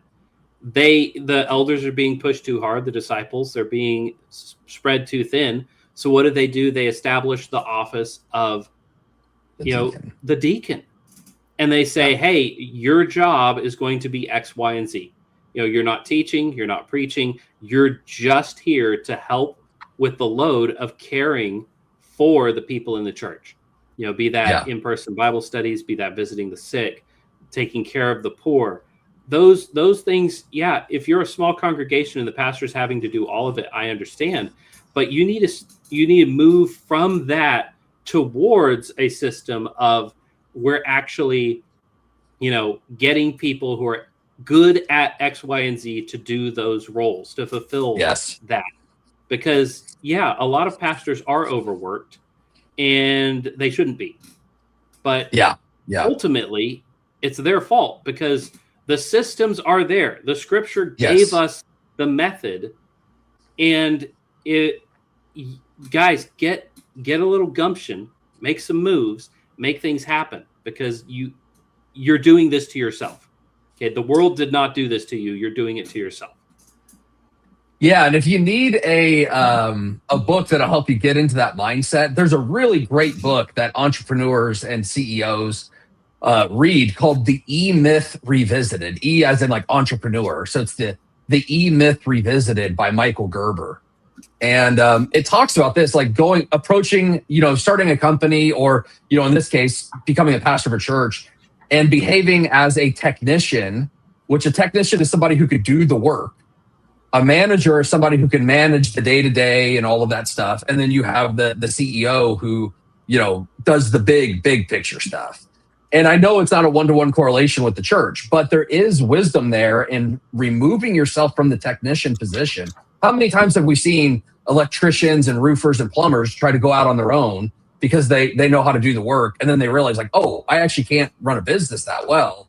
They thought just because they could do the work, they could run the business. And it's like, and when you first start a company, you're usually the technician, the manager, and the entrepreneur. But soon you have to start extracting yourself and getting to that core function of what you are there to do. And with pastors, especially pastors who are churches that have lots of programs, committees, meetings, you are going to put way too much on your plate, and you and your family are going to suffer for it. And so you've got to get out of that like technician role, get out of that management role, and get into the core essential things that you as a pastor need to be doing. And the only way you can do that is setting up your teams of elders and deacons that can run the ball for you. Yeah, very true. That's why I'm not in propane anymore. My boss was a great guy, probably the smartest guy about propane in after Hank Hill. Counties. Well, that one of the things that I had to do when I got that job is speed run Hank Hill, because I had no idea what people were talking about. Propane and propane accessories. Here I was, a propane guy in Texas, and I'd never heard of it. But he was brilliant. Still is, I'm sure. But did not know how to run a business and ended up running out of money. And it's not because he was a bad person. Just he was the best technician ever. But he didn't know when to charge people money. He didn't know what prices to set things at. He had a very basic business model, and it worked for a couple of years, and then it quit working, and he didn't know how to fix it. And if that's you guys, if you are in that role, that's unfortunate, but there are ways to fix it, and you gotta figure it out. You can't just ride it and expect it to fix itself. But with that being said, we've been doing this for an hour and a half, and we need to get into this next subject because otherwise I'm misleading people. But we're gonna hit comments real quick, and then we will roll into this next one. Sir Vilder says, "Sorry, I am late." Hello, late. I am Jeff Law. Good to meet you. Yellow Moss says, "I'm afraid that when Protestant Hitler burns books that he'll burn my RHB books that I got on sale. I'll never read them ever, but they're good decoration that advertises how self-righteous I am." Not sure who RHB is, but I know who he is. Yeah, that's your Reformation Heritage wrong. Books. Oh, okay. You're not wrong. People are. We seem to have the wrong enemies. We seem to be focusing on the wrong things. And Yellow Moss says Samuel sat on the Virgin Mary. That's right. It was really, really despicable, the things that were coming out of his profane mouth. And yes, disgusting. Sir Vilder says, you forgot to include the link in the description. I put the link in the description. It is there now. Refresh the page. Check for Tunnel says, I knew two men in college who ranted to me about the sabbatical thing in their work. The pro-sabbaticals are certainly picking it up there and imagining themselves as esteemed college academics. Yeah, very true. Very true. He says, in our low church world, pastors typically don't come from college. They often work full-time jobs, and I've never heard one of them mention a sabbatical ever. Good. Very true. That does seem to be a distinction there between low church and high church. Yeah. Very true. And Yellow Moss says that failed pastor could start a deconstructionist YouTube channel. Yeah, I mean, this is a failure of imagination, guys. You know, if you become an atheist and you're like, well, I still want to get paid, you can't do it as a pastor. I'm sorry, you just can't. You've got to find some other grift now. So sorry, not sorry. Figure it out on your own. Yeah. And propane and propane accessories. That is correct. That is correct. All right. So with that said, let's get into, is Netanyahu dead or taking a sabbatical? You know, what is going on? It would be a strange time, you know, if our elected leaders were like, okay, guys, I'm taking a sabbatical. You know, I've only been prime minister for 20 years, and this year I'm going to take it off, but I'm still going to hold the office. Yeah, that would be very strange. But why are people saying Netanyahu is dead? What is this harebrained nonsense going on online? Well, let's take a look. This is Benjamin Netanyahu, Prime Minister of Israel. This is his Twitter. And like it or hate it, Twitter is where you can talk to very famous people, and they want to reach out and talk to the hoi polloi. Here he is with a bunch of masculine dudes all dressed up in their army getup, getting ready to go kill innocent people. But I'm sure some of them are bad too. You know, some of the people are good. And honestly, the thing is, in every war, there's good and bad people on both sides. And I'm playing a little bit into the Trump thing, but really, in every war, you know, you talk to people who are in war, they're like, why are we fighting? Well, I'm fighting for the guy next to me. And I can't begrudge them too much. I mean, I just wish our American politicians loved us as much as Benjamin Netanyahu loves his people and his country. And is that really too much to ask? At the end of the day, Benjamin Netanyahu is an evil man. Absolutely, he is. He worships the devil. The Bible says so. But he loves his people, and that is something to be admired. But what is he got going on his Twitter page? I mean, he's got videos of him seemingly out in public, surrounded by people. People wearing masks, strangely, in this day and age. I don't know if that's, and that might be for, you know, trying to cover their, you know, identities, save themselves, whatever. But, you know, he's got pictures of him visiting these places that have been blown up in this war that he's fighting, this war that he started. And why would people say, look, this account is tweeting March 21st. That was yesterday. March 20th, you know, he's in cabinet meetings, stuff is going on. Why are people saying this guy is dead? Here he is, you know, Chuck Norris passed this week. Rest in peace, Chuck. I'll see you someday, I hope. I will never see Benjamin Netanyahu unless, there's a miracle and he becomes a Christian. But here he is offering his condolences. You scroll down and it's like, I say something crazy about that picture? So go ahead. I went on a trip to Israel. It was this weird, it was called like Passages or something like that. It was this like Christian, like very Zionist leaning Christian group, but they would just pay your way to go to Israel. And so like me and a bunch of people at this Baptist college, they were like, hey, you can go spend a week in Israel and we'll pay for it, because they wanted to get you to, like, you also had to kind of sit in on some struggle session type things. Yeah, some propaganda. Yeah, they sit there with like the eye hook things. Oh no, but go and see the Potemkin villages. Yeah, exactly. But it was basically like, hey, you can walk where Jesus walked if you go. I'm like, well, I can't pass this up. I've always wanted to go, and so I'm going to go. Mm-hmm. Anyways, all that to say, then I added we had a tour guide for the week, and I added him like on Facebook. We all did, right? Get to know him. Like the next guy that he was touring around Israel was Chuck Norris. Really? So yeah. So I know when he was there, like because he went like the week after I did. It was so crazy. It was like, dude, our tour guide's hanging out with Chuck Norris. But it was just yeah. So I did go on a paid trip to Israel. Paid for by your tax dollars. No doubt. Of course. And I knew this is gonna come up because, of course, who paid for the Israel trip?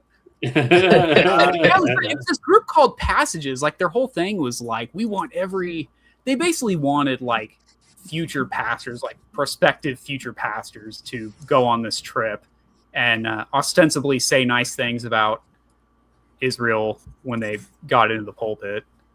Clearly, I have not said nice things about Israel, but sort of a free trip out of it. Yeah. But anyway, this is where the stuff started. And it starts with a bunch of Pakistanis and Indians on Twitter bad-mouthing each other and talking about this war that they're kind of a lot closer to than we are. But, very, very interesting. This is Jitesh, don't know him, but he says, Aditya Raj Kaul wanted a media bite from Netanyahu. He started tracking his movements and started following him everywhere. He got so desperate that he showed his footage and exact location on live TV. IRGC, that's the Iranian military, saw it and fired a missile on the same location. Now sources say Netanyahu has not made a public appearance after that, and most certainly he has been deleted. Some are saying he is not Aditya Raj Kaul, but Aditullah al-Akbari. And, that's probably a pun in whatever sand language it is that they're talking. But, the idea that some journalist is live streaming and hounding a world leader and it ends up getting that person killed, this is not beyond the realm of possibility. Is that actually what happened? Well, this started going around because he stopped showing up to very important meetings right after the strike took place. Iran was trying to kill him. They did blow up a location where he was, and they killed some important people who were with him at the time. These are all verified facts. So we know for a fact that very important senior officials who had been meeting with Netanyahu at that location where they struck died.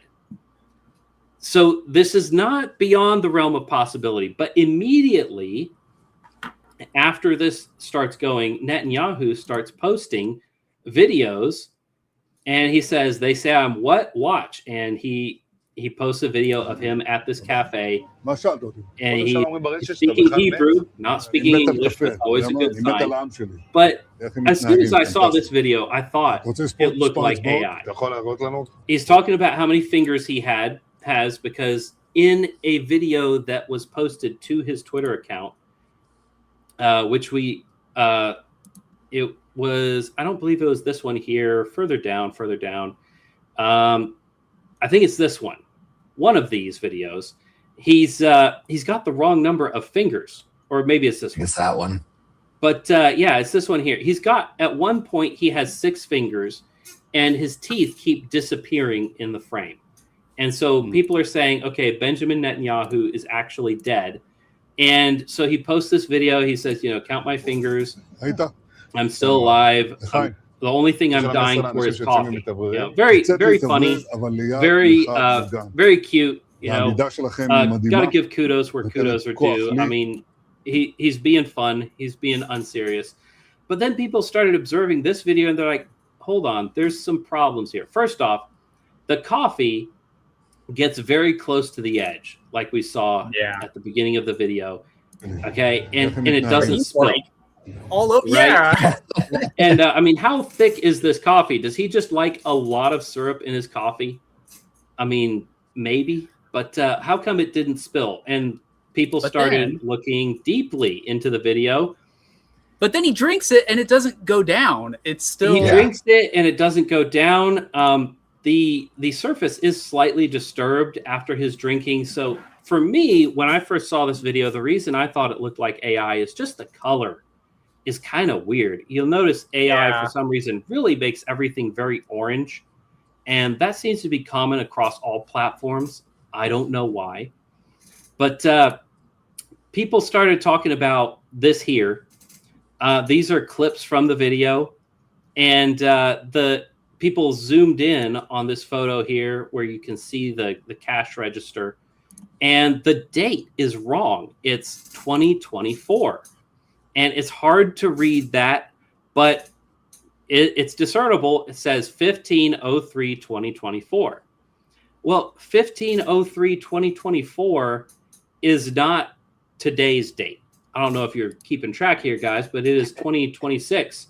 It is the year of our Lord, 2026. Maybe that statement is anti-Semitic. Maybe you can get over it. But,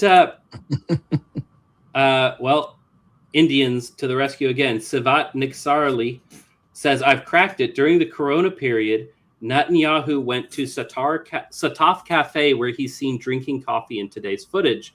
In the old footage, you can see his bodyguards wearing masks due to Corona.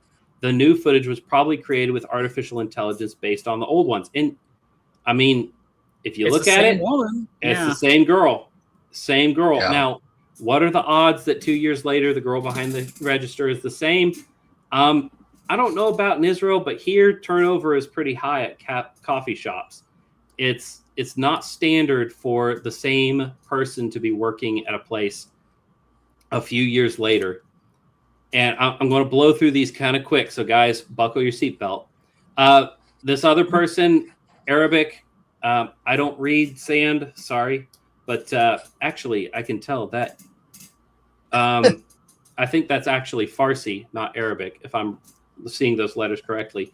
So this is an Iranian. She definitely has an axe to grind here. But she says, the letters are not real. What are the odds those letters are real? Tell us, Grok. And people in the comments saying, yeah, that doesn't say anything. Artifacting in AI videos, quite common that things in the background will have letters that don't actually mean anything. I don't read Hebrew. Maybe ask a friend of the show, Joseph Wiseman. Maybe he could shed some light on that. But people talking about, the hand into the pocket and the pocket bounces. Maybe. I mean, maybe he flicked his fingers on the inside or something like that. This is not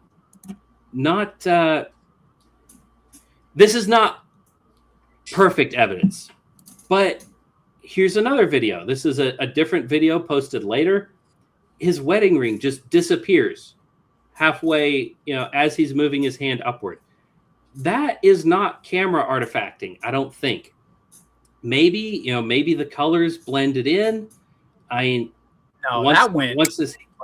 disappeared. And then it kind of grows back.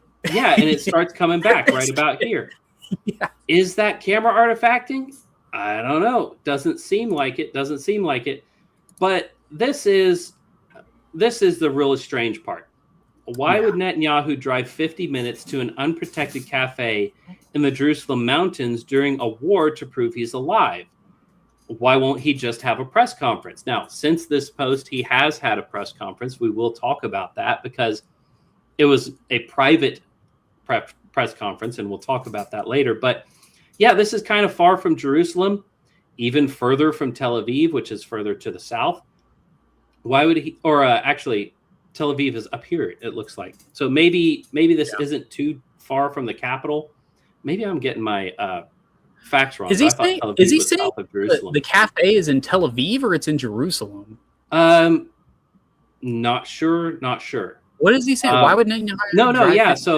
Yeah. So the cafe is down here in Jerusalem. Tel Aviv is up here. So why is he going here to a forward location?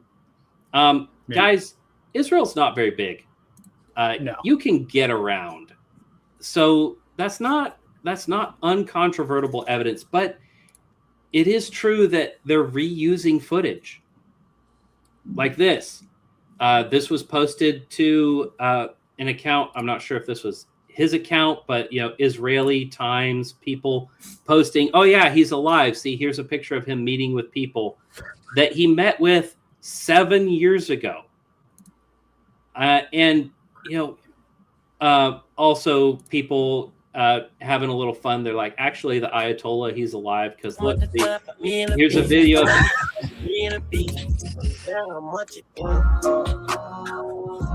Real. I don't want to get copyright struck, so let's mute that. But it's like AI is very hard to tell these days. I mean, him just jamming out. This looks, to all appearances, like a real video. How can you even know? This video was posted talking from the Air Force Command Center. People were saying, why is this man in the green uniform? Why is he in the video? He's no longer in that position. And people in the comments pointing out, actually, this is, this guy in the black on his right. He's not the defense minister anymore. So why is he in the video? Okay, so the guy in the black, not the guy in the green. Why does he look younger than he did last year? Why is he in this video at all? It seems like they're recycling footage. What is this image from? You ask AI, it says it's from 2023 because of the people who are in it.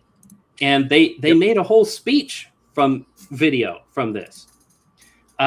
People pointing out he's absent from the military council meetings. At last count, I believe it was 14 military council meetings. He has been absent, and it has been being chiefed by the war minister has been in charge. Why, if he's dead, why is he, or if he's still alive, why is he not showing up to these meetings? Netanyahu canceled his speech at CPAC in Hungary. He was the headline speaker, and he didn't show up. And his son showed up instead. He had a little teleconference thing where he spoke for a few minutes, and then his son spoke at the podium. Is that normal? Don't know. Here's a video posted by Benjamin Netanyahu, but also Mike Huckabee, I think, retweeted this video where he's meeting with him, and he's like, yeah, I'm alive. There are artifacts in this video as well. I don't have enough time to go into all of it, but at times his feet are doing weird things. The way these people are walking does not seem natural. Yeah, that doesn't look right.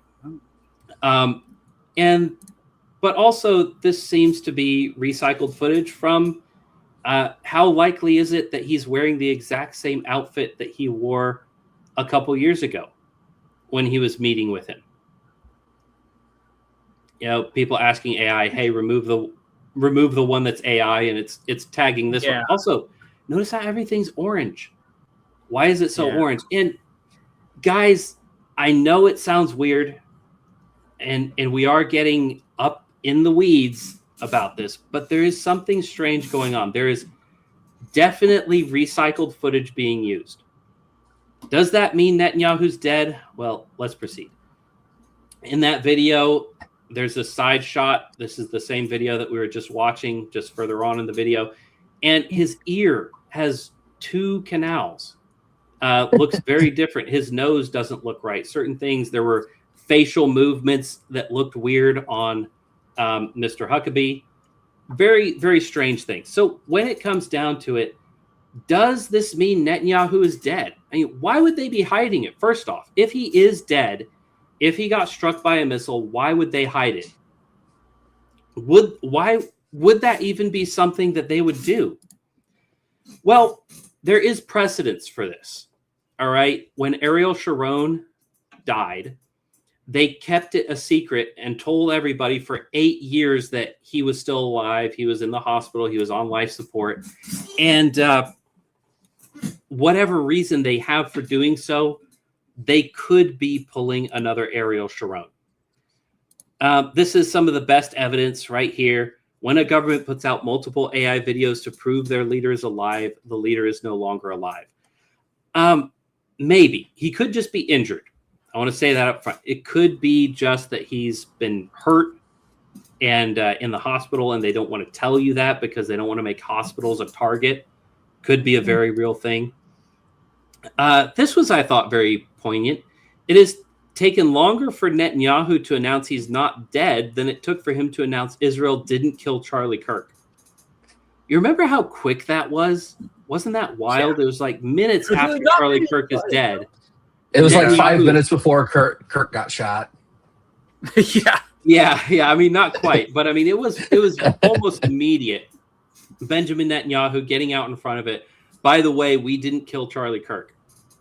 Like, nobody even said that yet. What are you talking about? And it took him longer than that to say he wasn't dead.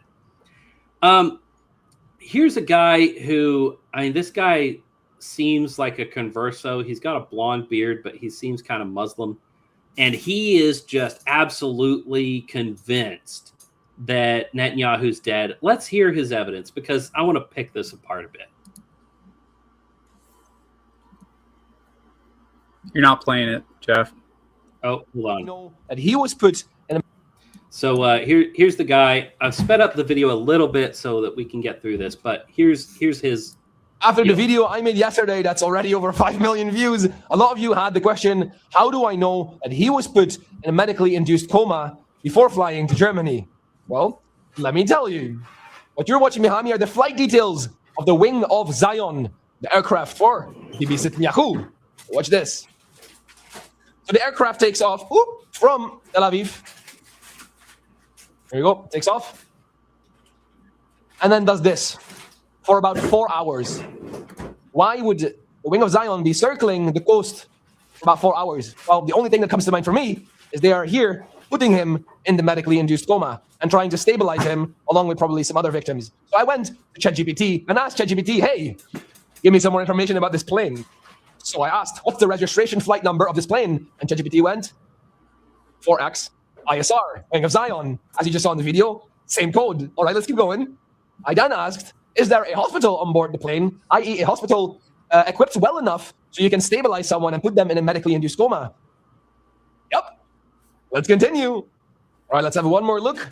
Right, there, 4X, ISR, confirmed, the Wing of Zion. Well, let's look at the flight path because he circles the coast of Gaza for about 4 hours-ish and then proceeds to go to Europe. Let's wait for him to fly to Europe. So after being stabilized inside the plane, he is then moved to Europe. Cyprus rejects him. They were like, you are not welcome here. He then flies to Greece, and Greece is like, no, Malacca, try Italy. We don't want you here, Malacca. Keep going. So they come to Italy. Italia. And Italia was like, no, ma che cazzo, io fanculo, keep flying. Maybe France. No, France also, nope. Germany? Of course, Germany will accept the Zionist Nazi leader. Yeah. So he arrives in Berlin, where he then allegedly spent some time in hospital with his 6 fingers and eventually passed away, not only because of his injuries, but allegedly also because of negligence. So lots of weird conspiracy theory stuff going on there. You know, not only did he be induced in a coma, but then he actually died because he got poisoned by the staff of the hospital. Weird stuff like that. First off, an airplane going up and then circling for several hours does not necessarily mean that he was being induced in a coma. It could mean that, but it could also mean a lot of other things. It could mean that they were looking for a place to land. That flight, we do know, they asked to land in Greece. Greece said no. They asked to land in Italy. Italy said no. France also rejected. And then eventually he did land in Germany. Why? Nobody knows. They didn't say. Did it go to a hospital? Well, it went to an airport. Where people went from there, we don't actually know. So there's a lot of speculation. Now I'm going to get into some of the people who are posting, like this weird blonde bearded guy who's just absolutely excited, believes Netanyahu is dead. There are AI videos coming out from the other side as well, such as this one here. This video from the Chinese press has been banned in France. First off, this video is being struck down on Twitter for some reason. That we do know. Why, we do not know. But here is supposedly the meeting where Netanyahu got killed. I'm going to leave the sound on because it's actually laughable. Okay. This is supposed to be Netanyahu here.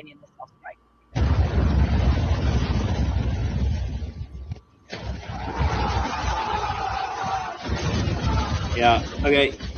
That looks like if you ever been to Universal Studios, you go on the studio tour and there's like a King Kong thing where like a subway comes through and then like the concrete comes out. That's what it looks like very mechanically lowering concrete. Yeah. And then also, I mean, if you're a connoisseur of AI videos, anytime things fall apart, it's always big chunks falling down from one side. I mean, the idea that Netanyahu is in his chair, the room gets hit, and then all he does is he grabs his ears and kind of rocks back and forth. This does not, I mean, make it stop. This to me looks like weird AI. Okay, this looks to me like manufactured footage. I don't know about you, but if a missile struck the room I were in, I think I'd be diving to the ground under a table. I wouldn't just be holding my head and going, weird stuff like that. So Netanyahu's posting AI footage. Other people are posting AI footage. It's a war of what is real. As I said earlier, Mike Huckabee tweeted this out, meeting with the prime minister today. So if Netanyahu is dead, Mike Huckabee would have to be in on it.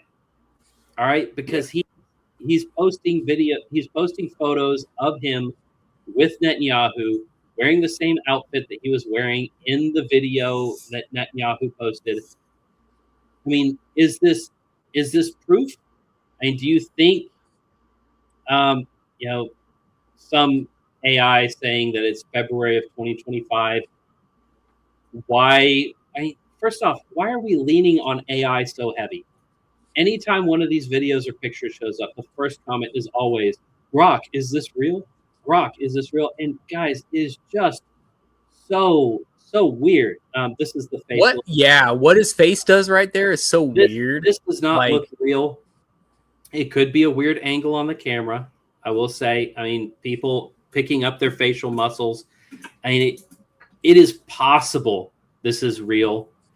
There's another scene where, Netanyahu is talking and his cuff suddenly appears. The thing is, it's at the same time where he's extending his arm.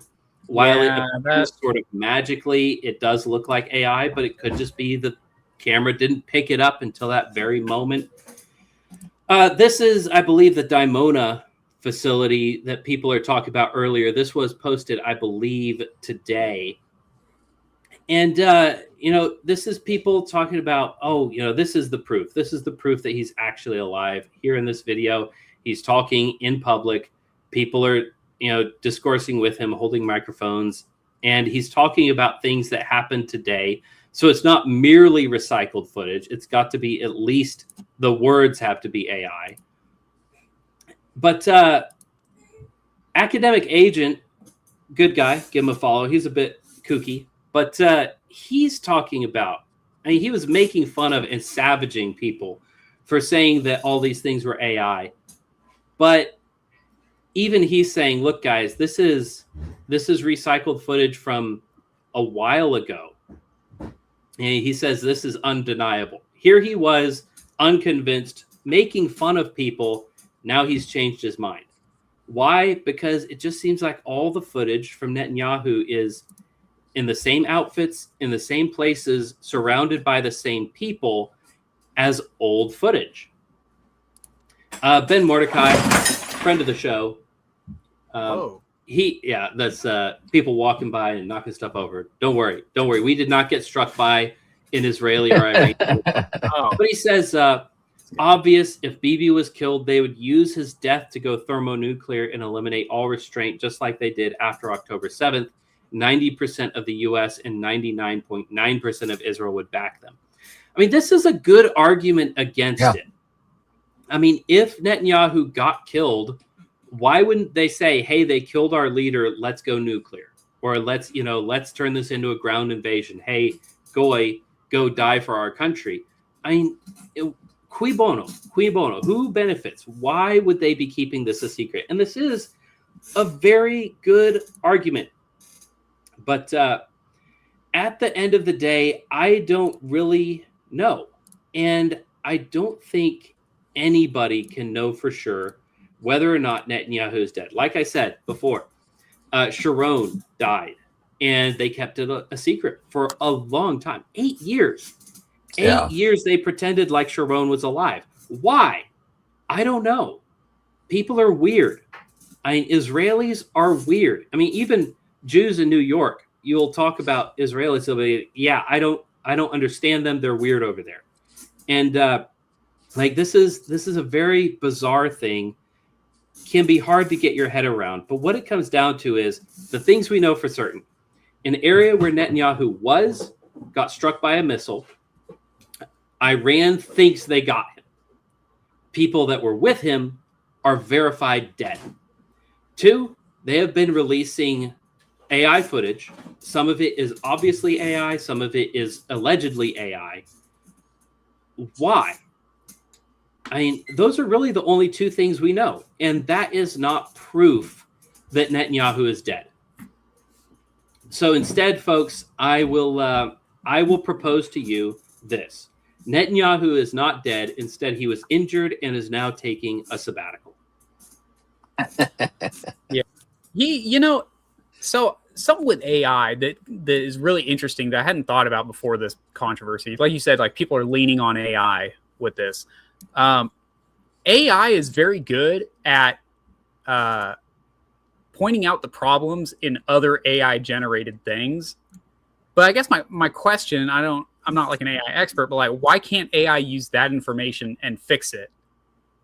Because one of those posts that you had shown, maybe you didn't show it on this screen, but you had showed me one where it was like an analysis, and the AI was basically like, oh, this is AI because of specific issues. Like it was saying the shading's wrong here, or, this transition doesn't make sense, or whatever. But then you have to ask, like, why isn't AI fixing those problems on its own end? Yeah.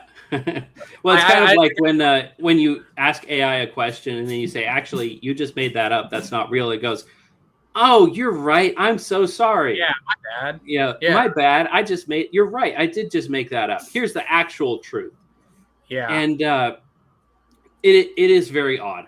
It is very odd.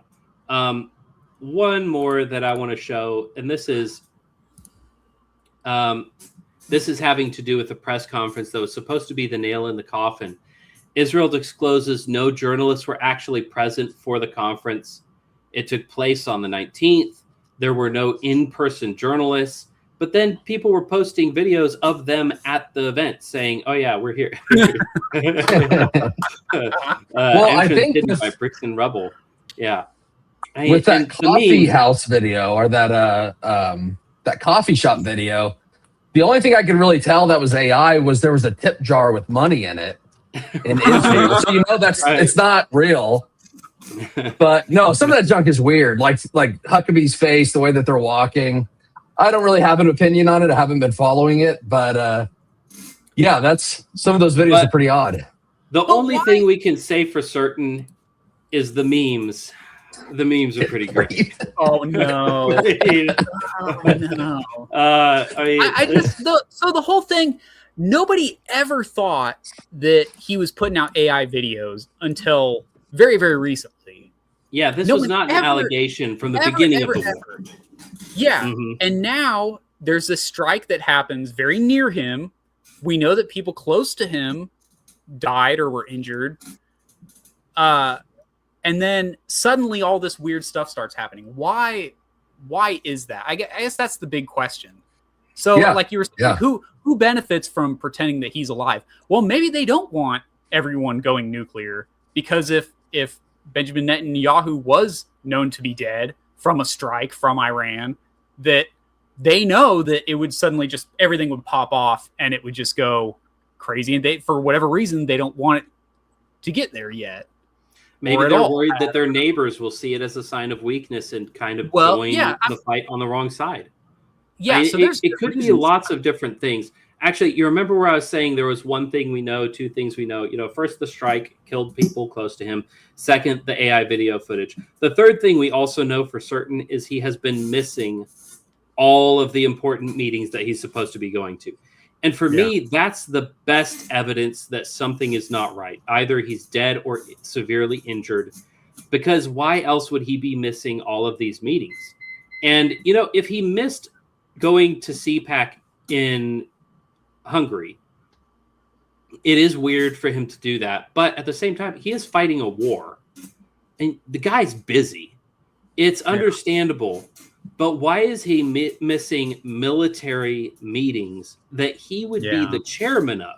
He would be heading these meetings, and he's not going to those in Israel, where he lives, where the fight is going on. That's the best AI footage aside from either side, either Ayatollah dancing, footage of supposedly his compound being struck, or him drinking a coffee that doesn't spill, him having extra fingers and missing teeth, and then weird facial stuff, weird movements of clothing. The strongest evidence that something is not right is his absence from military meetings. Yeah. So something ain't right. Why did his airplane go to Germany? And I had even seen mixed mixed conspiracy reporting, I guess is what I would say, on that. Right. Because people were saying that he got flown to Ramstein and then taken to Landstuhl, which is... That video showed him going to Berlin. Yeah, which is right next to where I was... Yeah, exactly. That's where I was stationed. I know that area very well. It's, Ramstein is a airport. It's an Air Force base. And then Landstuhl is the hospital where we send all of our really very critically injured U.S. soldiers, in the Middle East. That's our close, serious hospital that we send them to, is Landstuhl. And when my dad was deployed in the Balkans, he was severely injured and got on a life flight, got flown to Germany, and that's where he ended up, was in that hospital. And my mom ended up driving up there to see him. He ended up, obviously, he survived, none the worse for wear that we can tell now. But, at the time, we were staying with friends for a couple days while my mom went and visited him in the hospital. So I'm aware of all these places. But, people saying he went to this hospital, that hospital, the flight records show he went to Berlin. Nobody knows why he went to Berlin. There wasn't a meeting that he was having. There wasn't some conference. This was an unscheduled flight where he just evacuates the country all of a sudden right after this strike that supposedly hit him. So is he dead? Is he taking a sabbatical? I think he at least got touched. But Ben does raise a good point. If he's dead, why aren't they saying it? But if Sharon was dead, why weren't they saying it? Yeah, we have precedents.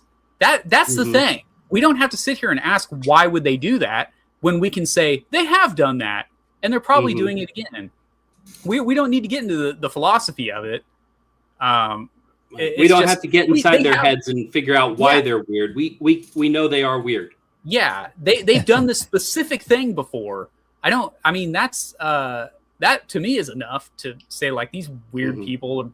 Sometimes somebody dies and they just pretend they didn't die. Like I said, it's the meme I saw. It was, instead of Weekend at Bernie's, it was Weekend at Bibi's. Right. And because that's what it feels like. There's something off about the videos. It's that uncanny valley. You can't say why exactly it doesn't look right, but your mind knows, right? Because we have that instinct. God put that instinct in us because we used to have shape-shifting demons that would try to pretend to be humans. We used to.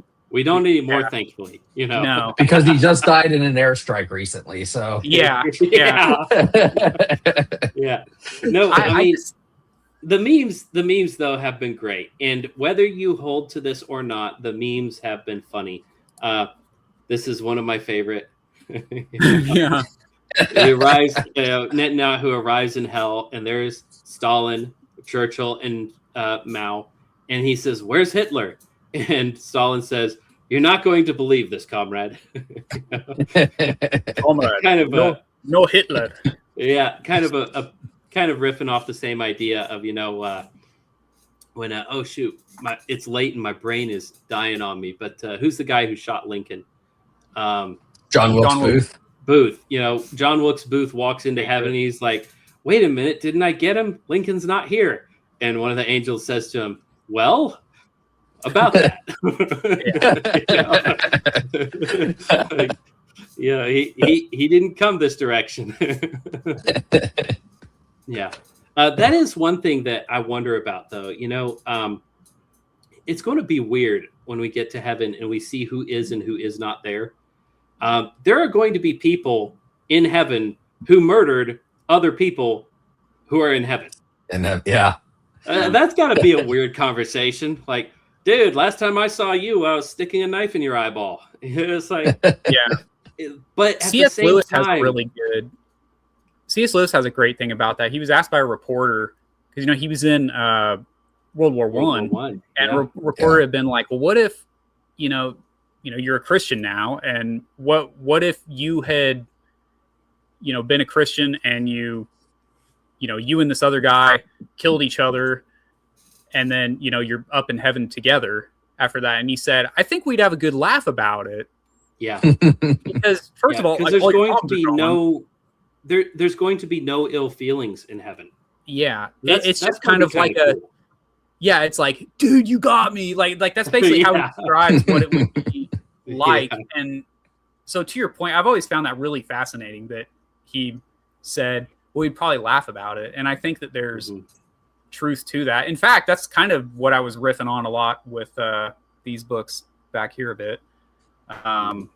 It's just such an interesting concept, like who is going to be everyone wants to say that they all of my enemies are going to be in hell. Well, that's probably not true. Yeah, probably not true. Yeah, you're probably not going to have a perfect March Madness bracket. Like, who made it and who didn't. Right. I mean, if you can't figure out your March Madness bracket, I mean, chances are you're not going to get the roster for heaven either. Yeah. Yeah. So anyway, in conclusion, Sabbatical definitely occurring. Is he dead? We don't know.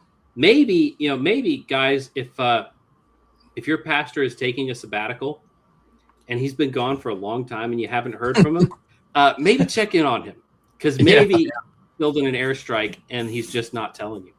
That's true. Well, I know a lot of these pastors take their sabbaticals over in Israel, so. Yep, there you go. Hey, did you hear about the thing going on with, like, there was some like retired Minneapolis police chief or something like that, and he was talking about he had never in all his time come upon a DOA of a Somalian.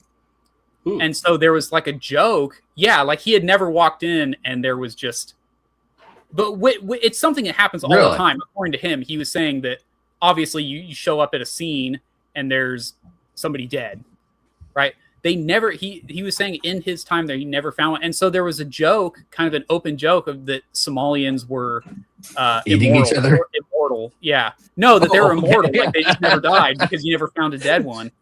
And so that was kind of people were like, well, first of all, I mean, a lot of people, including myself, are like, they're eating them. We know that they do that in the old country. Why would they suddenly just have a different palate when they come? Wait, is that a thing? Somalians eat.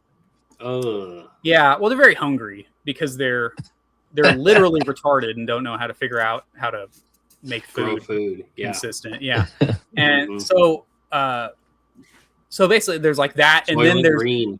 Yeah, and then there's the aspect of, who was when they did the I think the Doge thing, like they found people who are collecting Social Security who are like 250 years old or something like that. Yeah, It's stuff like that. I mean, I remember reading a stat that was saying like they're the disposing of their dead and then still collecting their benefits. Yeah. Yeah. Like we were paying like Civil War benefits up until like the 60s or something. So that's like 100 years after the war. So someone would have had to been like very, very young and then lived very, very like some crazy thing like that. Yeah. So all that to say that could be a reason that people wouldn't want to.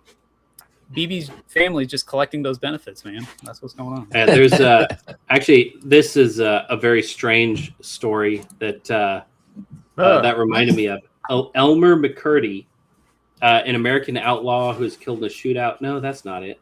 But there was some Revolutionary War hero who he was collecting benefits from his mother's life insurance company because she had some sort of a stipend where, and the verbiage of the stipend was it would be paid so long as she remained above ground. So he had her put in his anteroom in a glass coffin where she was just rotting in his living room, but she wasn't below ground.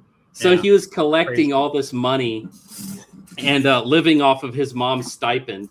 I mean, this was the weird thing too, is like this guy was independently wealthy. He had businesses. He was an adventurer. He was a soldier. Like he was a weird guy. And if I'm remembering correctly, when the Revolutionary War happened, he ended up on the British side.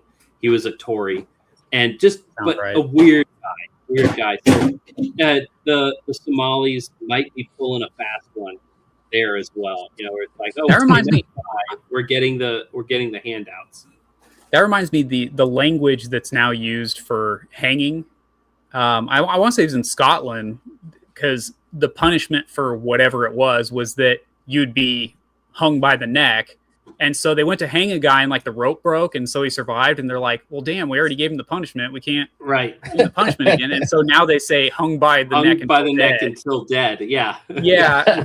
Because it happened too many times. And yeah. Because one guy hold on. Like, oh, the rope broke. Can't do it. Yeah. Double jeopardy. Yeah. I have paid my debt to society. Like, can you imagine getting off on that? It's like, you know, you're hung from the neck, you almost suffocate to death, and then the rope breaks, and you hit the ground, and you stand up, and the first thing on your mind is, hey! Yeah. You can't do it I paid my debt.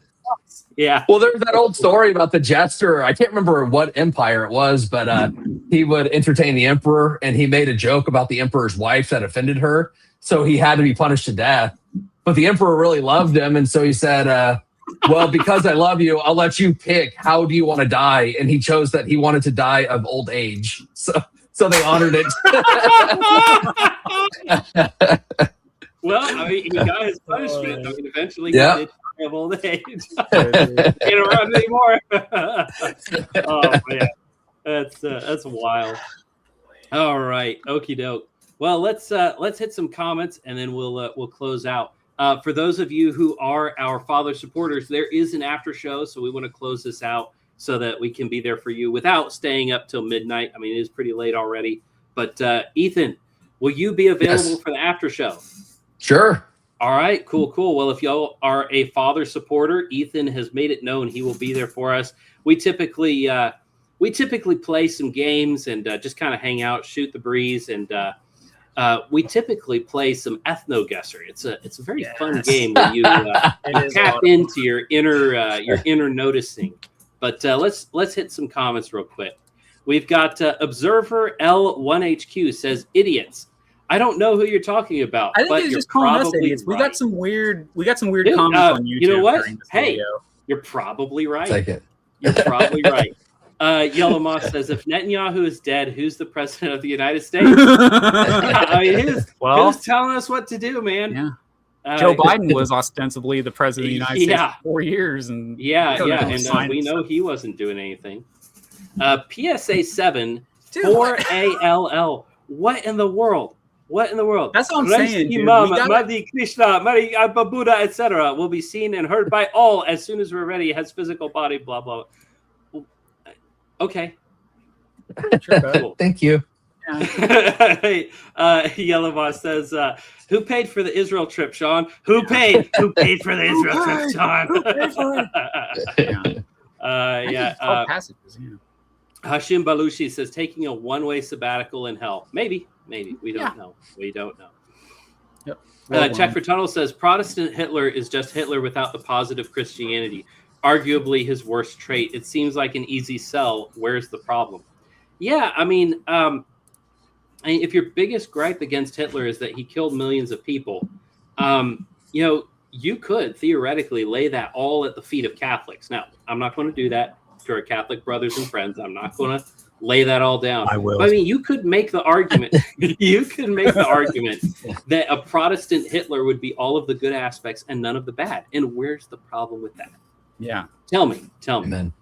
But let's see. Anna Livia Minsk.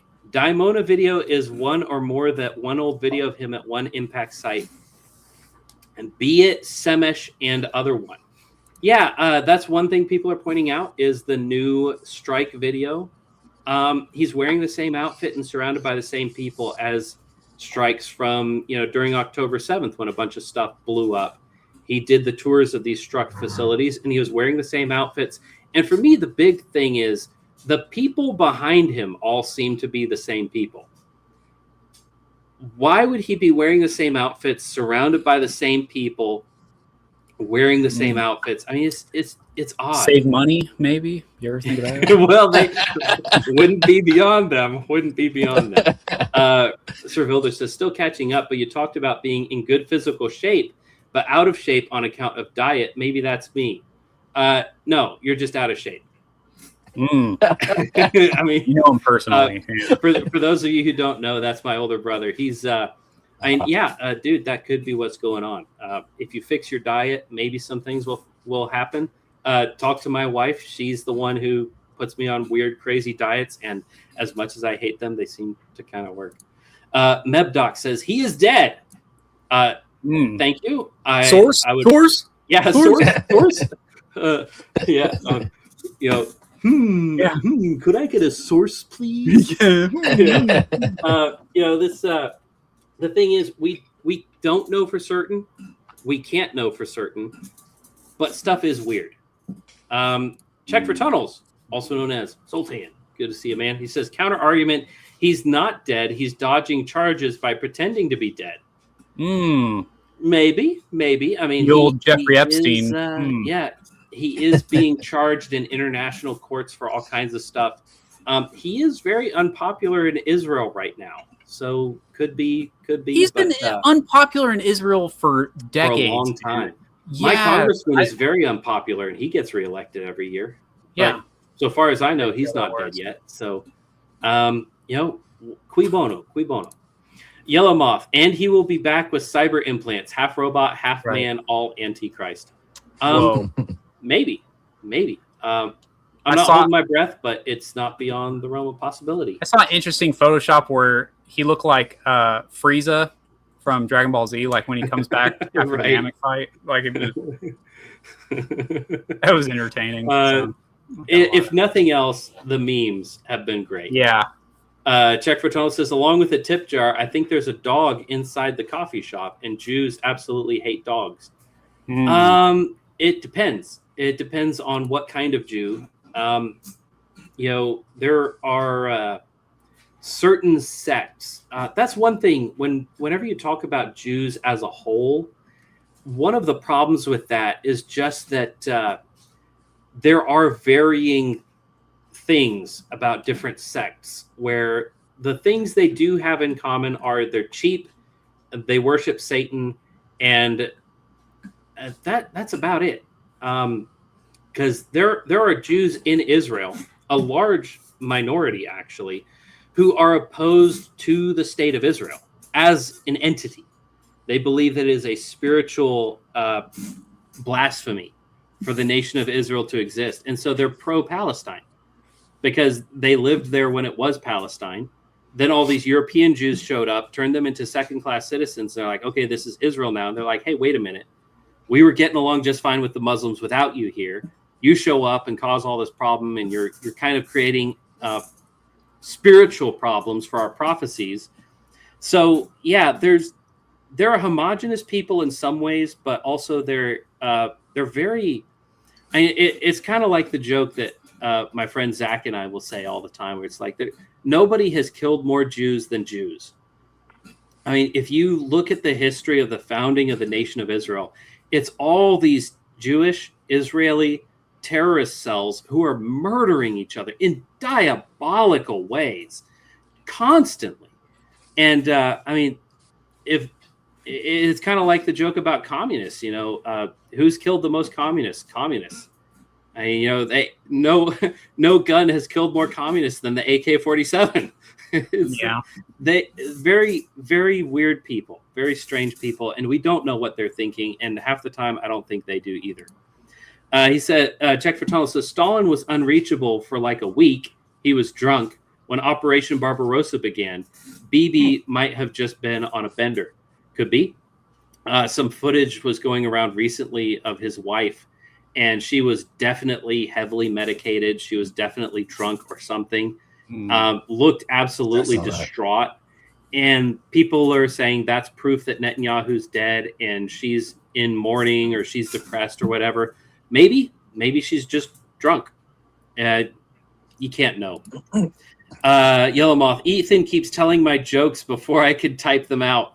Yeah, well, sorry, man. Sorry. We're we have primacy here because the spoken word is faster, and you're just going to have to. You're going to have to get good, man. Get good. Check for Tunnel says shots fired. Yeah, there's been a lot of that. There's been a lot of that. All right. Well, with that being said, we have been going for 2.5 hours. There was one thing I wanted to do before we close out, and this is unrelated to anything we've been talking about on the show today. But Ethan is well known on this show as being a very successful businessman. And a while back, I threw some questions out into our Facebook group, and I asked people, you know, what are some questions that you would have for a businessman? Let's say you're a young man just getting started. What are some questions you might have? And so here's that post. Robbie Pence in the Facebook group says, steps to get the ball rolling, potholes to avoid. That's kind of vague. So I tried to get a little bit more from exactly what he was talking about. I said, what line of business do you have in mind? And he replied, computer repair and training, eventually a call center. So Robbie Pence, seemingly he's a tech guy. He wants to go out on his own. Ethan, what would be some advice for him about getting the ball rolling, and what would be some potholes to avoid, some roadblocks that you could foresee? Yeah, well, I think what's good advice for most people is to start it as a side hustle while you still have a W-2 income or another means of making a living. That's how you want to get started. I mean, unless you have a big store of cash and a very clear plan, get started with the side hustle, get a few gigs, start systematizing right away, figuring out what to charge, how long things take, what kind of parts you need to keep in stock, those kinds of things.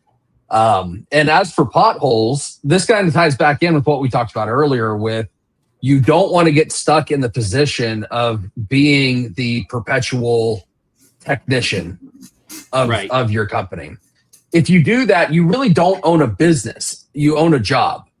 And the difference is like a job, a business is just a job if you can't turn around and sell it and remove yourself completely from the organization and it still flourish and work and do all those things. If you can't do that, you've simply built yourself a job. Still impressive, still important. Most businesses start that way. But I would say the pothole to avoid is don't go in there thinking that just because you can do the technician work that you can run the business. Do the reading, start working from day one on how to extract yourself from the business.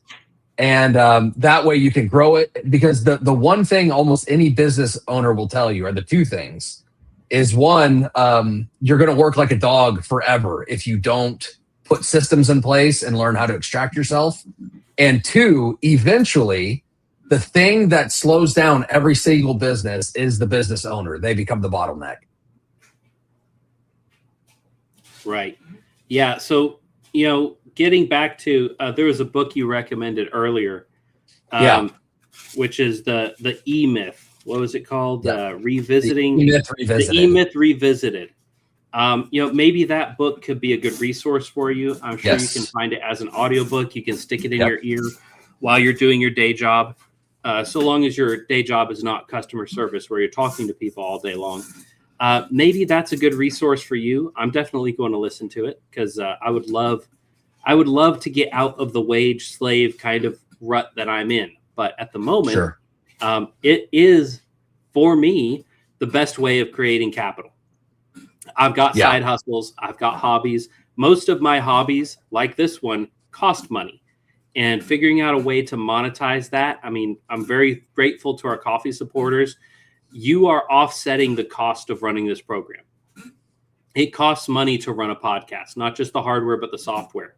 And essentially what y'all are doing for us is you are making it so that we can continue to do this. And I don't think we've broken even, right? Nah, like you went in the hole. No, you went in the hole quite a bit. Yeah, no. If you want to support really this program, that bad? Okay. There's a link in the description. But we really appreciate it. I mean, this is, like Sean said at the outset, this is a crime of passion.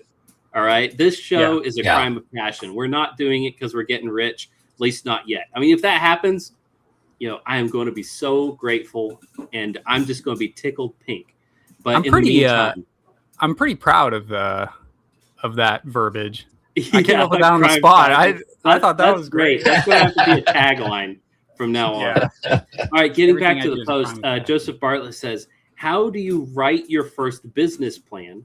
For a startup, how far along do you have to be with an initial product or business plan before you see funding? I believe he means seek funding. So he's talking about, going out and finding people to fund whatever it is that you do.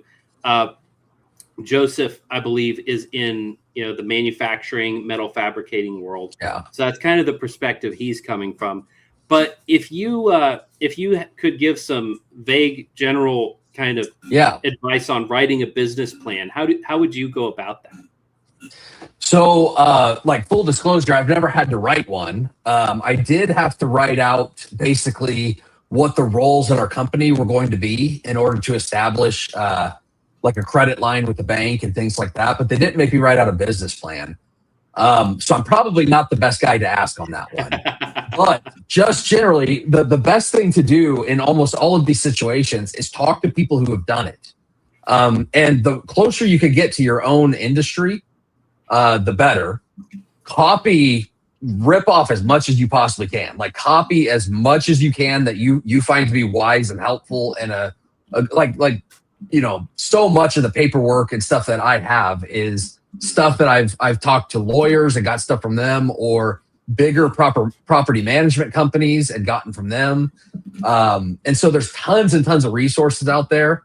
Unfortunately, I don't have any real experience writing out a business plan. So that's something you might have to talk to somebody else about if you're looking for outside funding.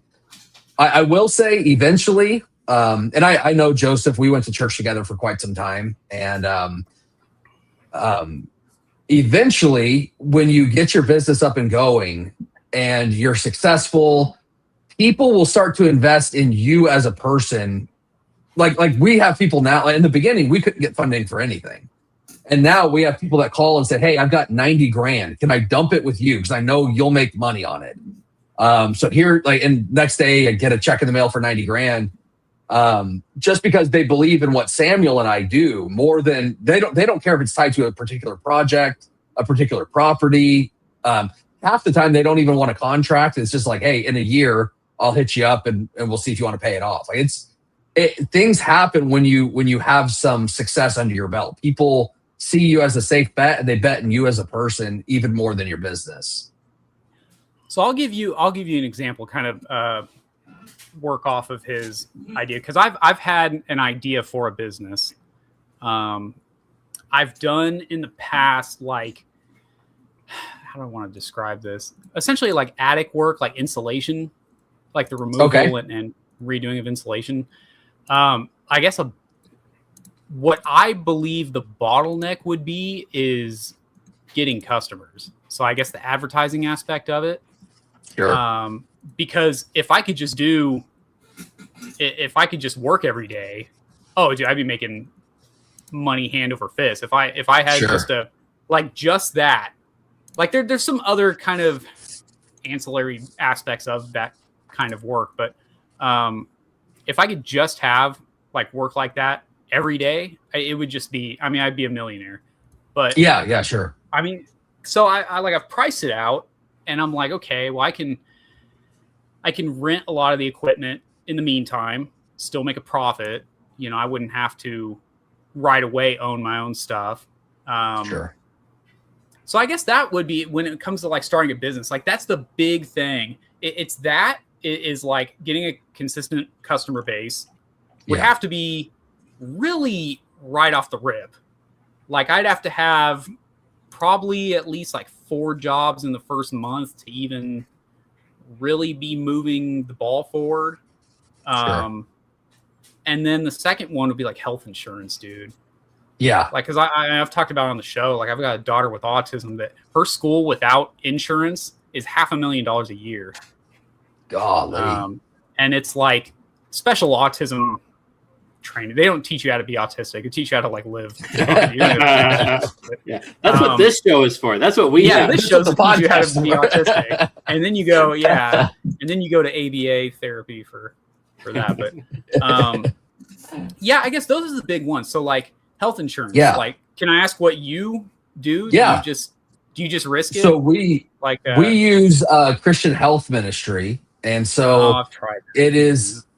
It's a pretty good system, you know. So, for instance, like we have friends that have had babies like through insurance and all that stuff. They always end up paying like $3,500 or $5,000 or whatever with their insurance.